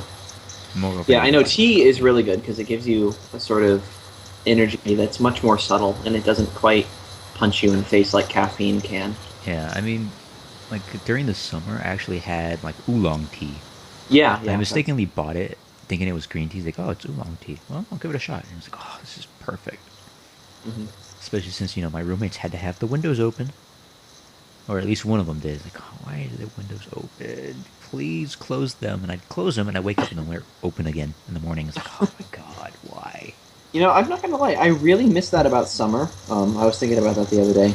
Because it was actually really sunny out. And I looked out my window and there were blue skies and dead trees and cold air. And I just miss being able to fall asleep with the window open. Well, see, the whole thing is, you could actually experience the seasons and experience the sun and experience the cold air and whatnot. I, on the other hand, was rather stuck. Because the place I was in the heart of downtown San Francisco. So I had this little shit stain of an apartment with a really crappy, like, non-existent kitchen. I had to share a room with another guy. It was alright, but it was like very small amounts of room. And the other roommate he had a thing where he had the private room. I gave it to him. Though that caused issues later, but fuck it. But basically, because he had the private room, he would have like his own like air temperature in there. So one night he asked me to wake him up, and I walk in there, it was fucking sweltering. Like, well, that's why you want the windows open all the time, because you think that'll help your room. Oh. But, when he opens it, I'm always cold, because I'm a fucking stick. I have no real muscle tone to me. I don't have any muscle to me to begin with. But that's kind of funny, considering that I think we, all three of us, you, me, and Sully, all kind of identify ourselves physically in the same manner. Oh, no, I'm quite literally a stick. If anything, I can see my bones more often than not. I am yeah, you and me both. I'm, nearly 6 feet tall and 125 pounds? I'm gaining weight because I'm in fast food, but I mean, that's I am lighter than you. Really? Yes. No, I'm 5'8", and I'm lighter than you. Okay. But, it's like proper... I believe the last time I measured myself, I was 5'10", 125, and you're 5'8", what? I think I'm like 115 115 right now. I Wow. think I haven't weighed myself in half a year. 'Cause I'm not You have- vain. I don't give a shit. I'm sorry, I But- would not have placed that. I would have placed you at least 140 just from the voice. No, You know, like I'm 100, really 140. I'm literally You've a got stick. you've got a much deeper voice than I guess your body structure would lead a person to believe. Yeah, it's kind of fun. Freak people out sometimes. Although I like the way you said that. All like, yeah, I know it's Yeah. true. I enjoy it. It's okay, but at the same time, like I kind of wish I had more body mass to me. Yeah. If only to like allow me to stay warmer longer. Goodness, you're telling me. Seriously, a couple weeks ago, the heater at work went out. So, for about 3 to 5 days, and I lose track here, even though it should be crystal clear, we had literally no heat. So it's just been freezing all night, and freezing all day, and snowing, and just wind blowing in.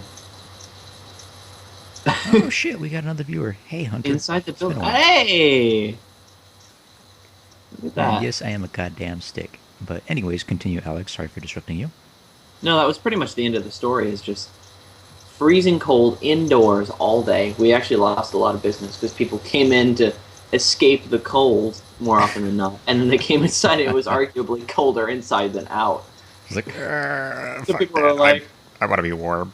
yeah, exactly. People are like, wow, it's really cold. I'm just going to grab a burger and warm up. And they pop inside and they're like, never mind, I'm out of here.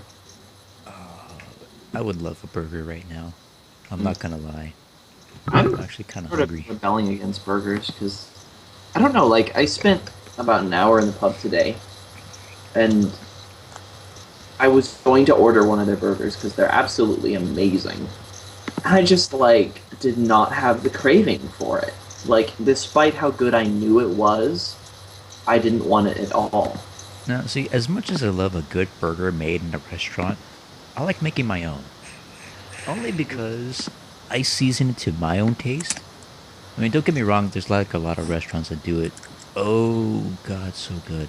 Like Red Robin used to do. Yeah. Back when they weren't charging you your limbs. But I mean, they make burgers that are so freaking tasty.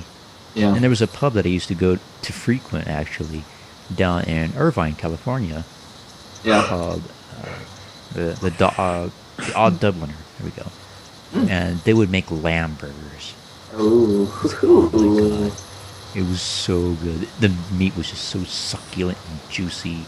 And they seasoned it just right. Like, oh. You know, I had a similar experience to that. It wasn't lamb, it was just standard beef. But the pub, like, literally, it's a block and a half from my house. So it is the perfect place. If I've got a friend in town and I want to catch up, grab a pint, and shoot some pool, that is the perfect place to do it.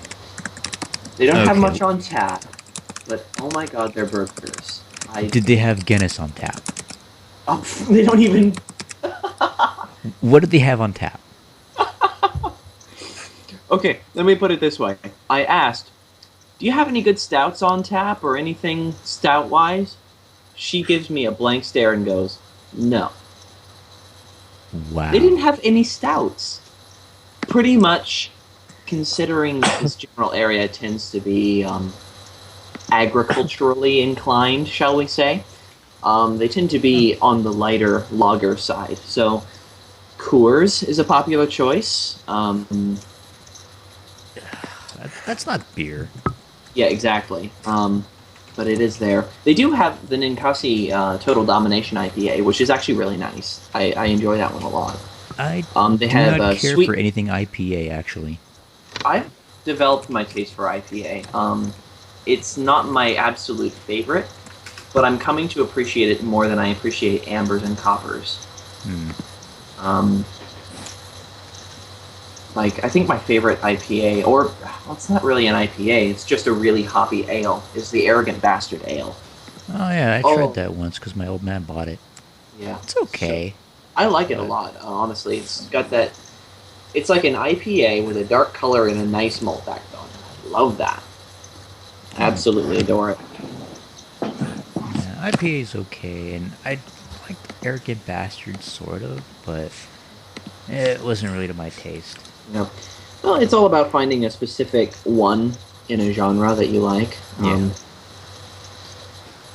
don't know, like stout-wise, I'm a huge fan of the Obsidian Stout from Deschutes Brewery. Do you get that in California, by the way? That's a good question. I'll have to look that up.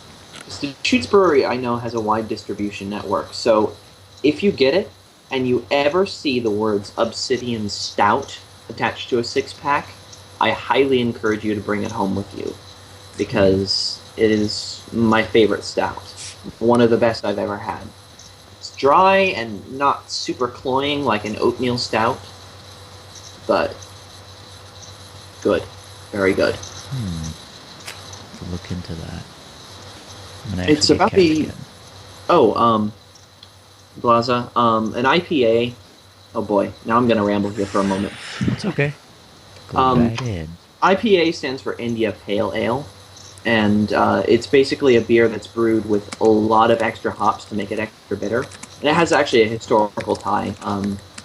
They would ship it to the British troops that were stationed in India during the war, and they needed to find a way of preserving it because they didn't have refrigeration, so they needed to make sure it stayed fresh on the long, hot boat ride over.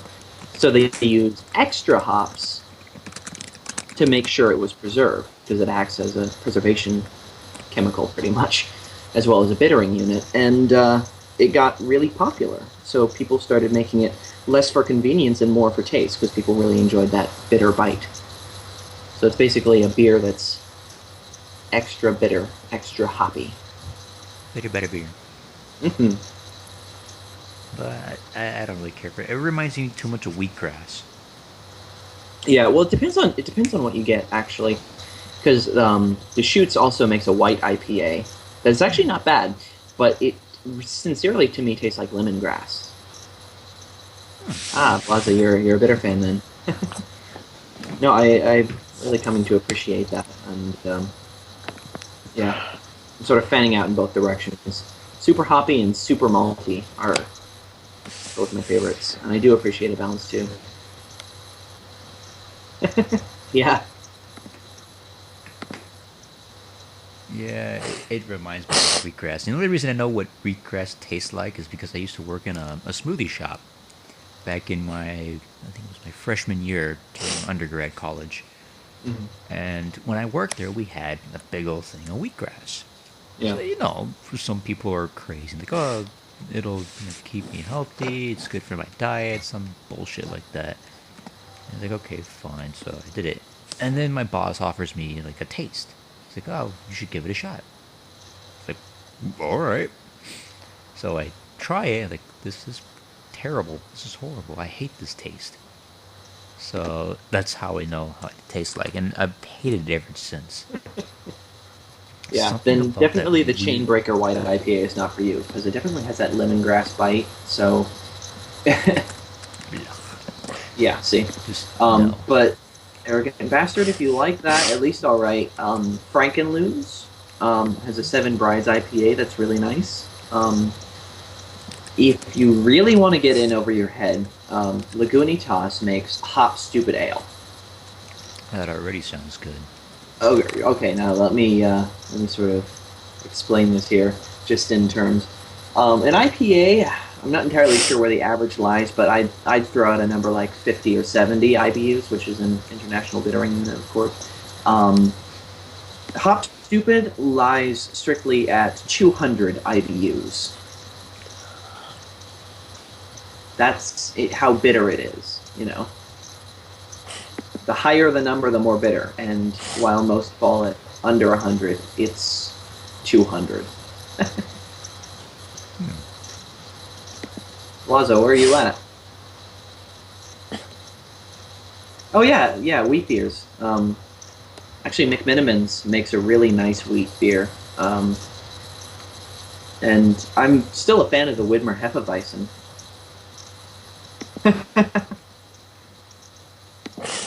America. Oh dear. I'm suddenly regretting opening Tumblr for a moment. I realized, I've sort of been neglecting my FL Studio project here. Oh boy. What's the worst that could happen by neglecting it? Making Punky really sad and not getting this collab finished on time. Oh, well, that would be a problem, wouldn't it? Yeah. I'm I'm really trying to stay as on course as I can with this, just because I feel so bad that it's taken this long, and it's really all my fault because my work ethic doesn't really leave my job. Ah, I see.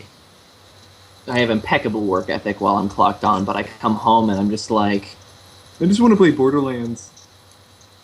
Ah, that sounds so much like my blast roommate. It really does. Yeah. Oh, and here is a very brief, kind of dark version of what I actually look like. Good luck figuring it out. Hang on. Wait, I need to pull this up full screen. Oh, God, no. How does function live stream? How does... Ah! Are you wearing a hat? Maybe. I have a thing for fedoras. They seem to work. I sincerely appreciate you. It's funny. I've actually been in a really big fedora kick lately. I wear my fedoras pretty much everywhere if I step out of the house. Mostly because my hair's gotten long and kind of scrappy and it looks like crap, honestly, but with the fedora... You seem to have hit it pretty well with that last hoodie you had. I'm not always a fox, but with a fox, I'm a fox. Stay fox. Crafty as a fox. By the way, does that black one too? By the way, was that what you were sketching out much earlier tonight? Were you sketching out a fox there? Oh no, it was actually a dingo. Oh, I suppose technically, kind of, not really related. They're both canines. Yeah. Your one Tumblr request. Do I now? I love Well, Manga says, so you're a hat stand. Yes, I am very much a hat stand. I stand because of hats. But no, it's My hat, therefore I am. It's kind of funny how I came into liking fedoras. Are either of you familiar, or anyone really, are you familiar with the anime series Wolf's Rain? Oh yeah. That's why. The detective there, plus the animatrix detective scene, like animation sequence, is what really sold me on fedoras. So at the time, I figured, oh, I'll buy myself a hat similar to that. So that was, I actually bought a tan fedora, and that was with me for a good 5 or 6 years. I still have that hat too. But I kept getting scolded by my family. Like, that hat is so old and ratty and dirty. He's like, you don't understand. This is my hat. This is me. You know, I have this beanie that I've had quite literally since high school. And I picked it up for very practical reasons because it was winter and my head was cold. Yeah. I needed something to get me from one end of campus to the other. And there was this black beanie with this sort of, it looked like a Greek text scrawl across the side. You know, the bottom of the hat would flip up and boom, there'd be this yellow scrawl along the border. And literally, I loved that hat so much, I wore it nearly every day. It was my baby. To the point where I became known for wearing that hat. People who didn't know me knew me because they saw that hat and they're like, oh, you're that guy with the hat, aren't you? I'm that guy with the hat. Why, yes, I am. Well, that night also I had hair down to my waist, so I was known for two things. But Yeah, I'm actually known for my hat too. People will be able to recognize me pretty quickly because I always wear my new fedora. So I can't really say it's new. I bought it, I think, in 2008 or early 2009. Yeah. And I've had it ever since. And this hat, coupled with a long petticoat that I wear, or petticoat? Yeah, I have a long coat, and I tend to have a trench coat too. You mean peacoat? Yeah, I was going peacoat. to say petticoat is slightly more feminine. Sorry, I don't really know the terms right now. Yeah, petticoat yeah. is basically a skirt. But yeah, I have a pea coat that my grandfather gave me, and I wear that with my black hat. And surprisingly, I haven't had any trouble moving around in the city as a result. I'm not sure why. So it's kind of funny, but I love that hat. It's a good hat. But, as I kind of formed a habit, or like every time I move somewhere new, I try to like change the hat every once in a while. So I'm in the market for buying a new hat. And of course, it's got to be a fedora, because that's just how I am. Unfortunately, getting a hat of similar make and size is going to cost around $70. It's like, Ooh. I can wait on getting another hat. I'm in no rush. Let's see. I have my army cap, and that's about it. Oh yeah, the cap that we saw you on with the Div Art Demon Days piece that one Yeah. made for you. Yeah, I have an actual hat like that. Wow. I do appreciate hats like this. I actually have a newsboy cap, a couple of them. Ha! That It's magnificent. that I wear on occasion. I haven't really had the opportunity to because it's not really warm enough for me to get away with leaving my ears uncovered. Yeah. Yeah, my hat's actually sort of the reason for my name anyway. Really? Yeah. Huh. Or, because soldat means soldier. Uh-huh. It's not the sole reason, but it occurred to me. I always kind of like those soldier caps anyways. Yeah, I'm better fond than a of ball mine. cap, in my opinion. I'm not gonna lie, the one speaking of vintage or period military, the one thing I've always wanted to acquire is an RAF greatcoat. Ooh. They're beautiful. Go on. It's gonna sound silly, but I mean, like, you know what I'm talking about? Yeah. Nope. Okay, one yes, one no. Time to copy paste search results here. I'm just gonna stretch up. Oh my god. What Yeah, I is hate that those links. thing? Okay. Stream, look at what he posts. I'm sorry, that was the This is search. one link. No, it's This not to an big, image. I swear to God, no, massive that's to thing. entire Jesus Google. Christ, Alex. You have to understand, this is to a search result link, not to a specific image. That does not excuse you. Just click on the link. Oh, one of those codes. Yeah, exactly. I've seen maybe 3 of those in my whole time in San Francisco. Yeah. They're pretty comfy. I would like one very much. Expensive as hell, though. I have one similar. I have this trench coat that is actually a Delta Pilot trench coat. Oh. And it looks very similar to an RAF greatcoat, but not quite.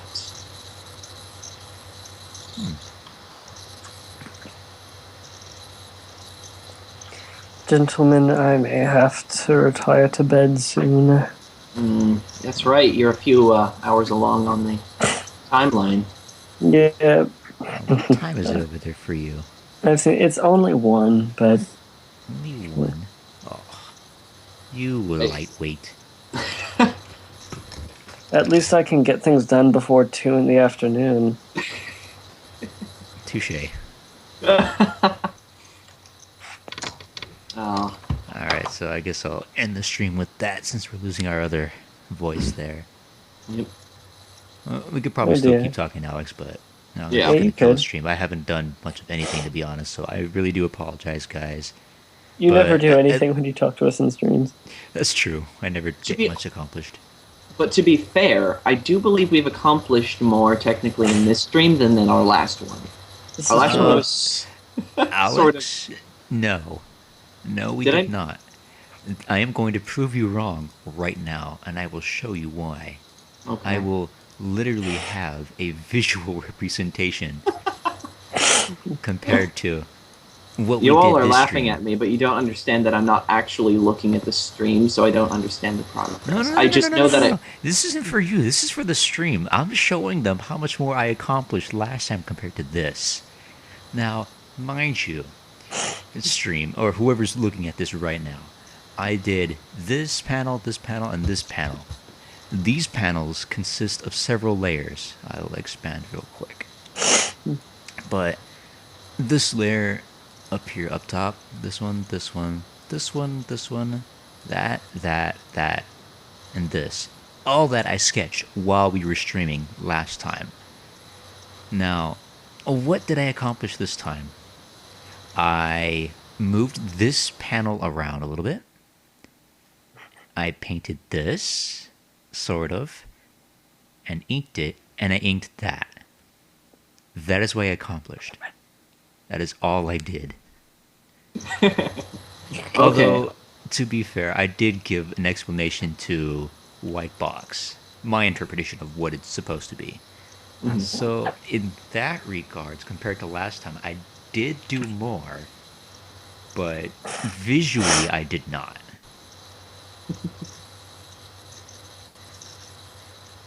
So, Alex, I do believe the phrase is, you're wrong. Well, yes. Okay, I'm man enough to admit that I'm wrong.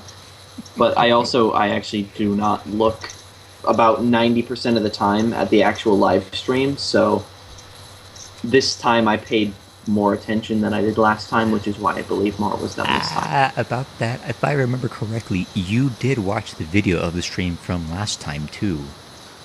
True. Not the actual, you weren't paying attention to the stream while we were streaming it, but you watched the video of it. True. But at that point, I was actually scrubbing out looking for annotations and useful bits of information. No, that was even before that. You were just true. it. Is this argument completely necessary? Yes, it is completely necessary. Why do you ask? We're keeping him awake with our pointless drivel. But that's nothing new. We've done that every time. This is It's true. I guess if anybody's interested, we could do another stream tomorrow and attempt to get some more done. Yeah, I'm technically free tomorrow. And I don't have work or school. Yeah. Tomorrow evening I'll probably be around. Yeah, exactly. So, I mean, if the stream's interested, we can do another stream tomorrow. Otherwise, we could just keep a voice chat amongst ourselves. And maybe kind of sort of attempt to get more stuff on this project done. Otherwise, we'll just shoot the shit like we do usually. Maybe Don will be interested to come in. Or maybe you guys can think of someone else that you'd like to bring into the chat and do it that way. I guess we'll just play it by ear and figure it out. I'm open to anything. So, stay tuned, live streamers. Yeah, I guess we'll figure it out. Yeah, we're all Type B personalities here, so you will not get an accurate schedule from us. Yeah. I mean, I really don't do much sketching. I've actually been moving quite a bit this whole stream because, I don't have a chair, I don't have a desk. I'm literally sitting on the floor. Maybe I'll post a picture of what I'm working with right now. But I literally have like a couple of bins and a bunch of cardboard boxes sitting around me right now, with my keyboard sitting on one, my mic to my left, and my mouse on my right. And that's it. That's all I have. I don't have any real structure to keep everything on here. It is the definition of a student desk. I upgraded from that a good while ago, and literally it's probably one of the best purchases I've ever made, was buying a slightly better desk. Oh, shut up. I'm not even kidding. You won't regret the $99 you spend on it, ever. Ever.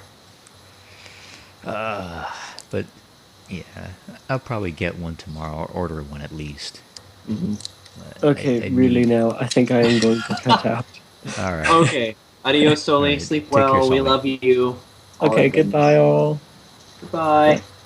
It's been grand. As to Good where my night. furniture went, I actually don't have any. I just moved into my apartment. On the 22nd, I got back recently, so I don't have any furniture up here. But anyways, thanks for coming, guys. I mean, we may do another one tomorrow. We may just keep it amongst ourselves, but yeah, we'll see what happens. Yeah, so definitely stay tuned. We'll just, like I said, see what happens, really. Yep, so you guys have a good night, and we'll see you around. Adios!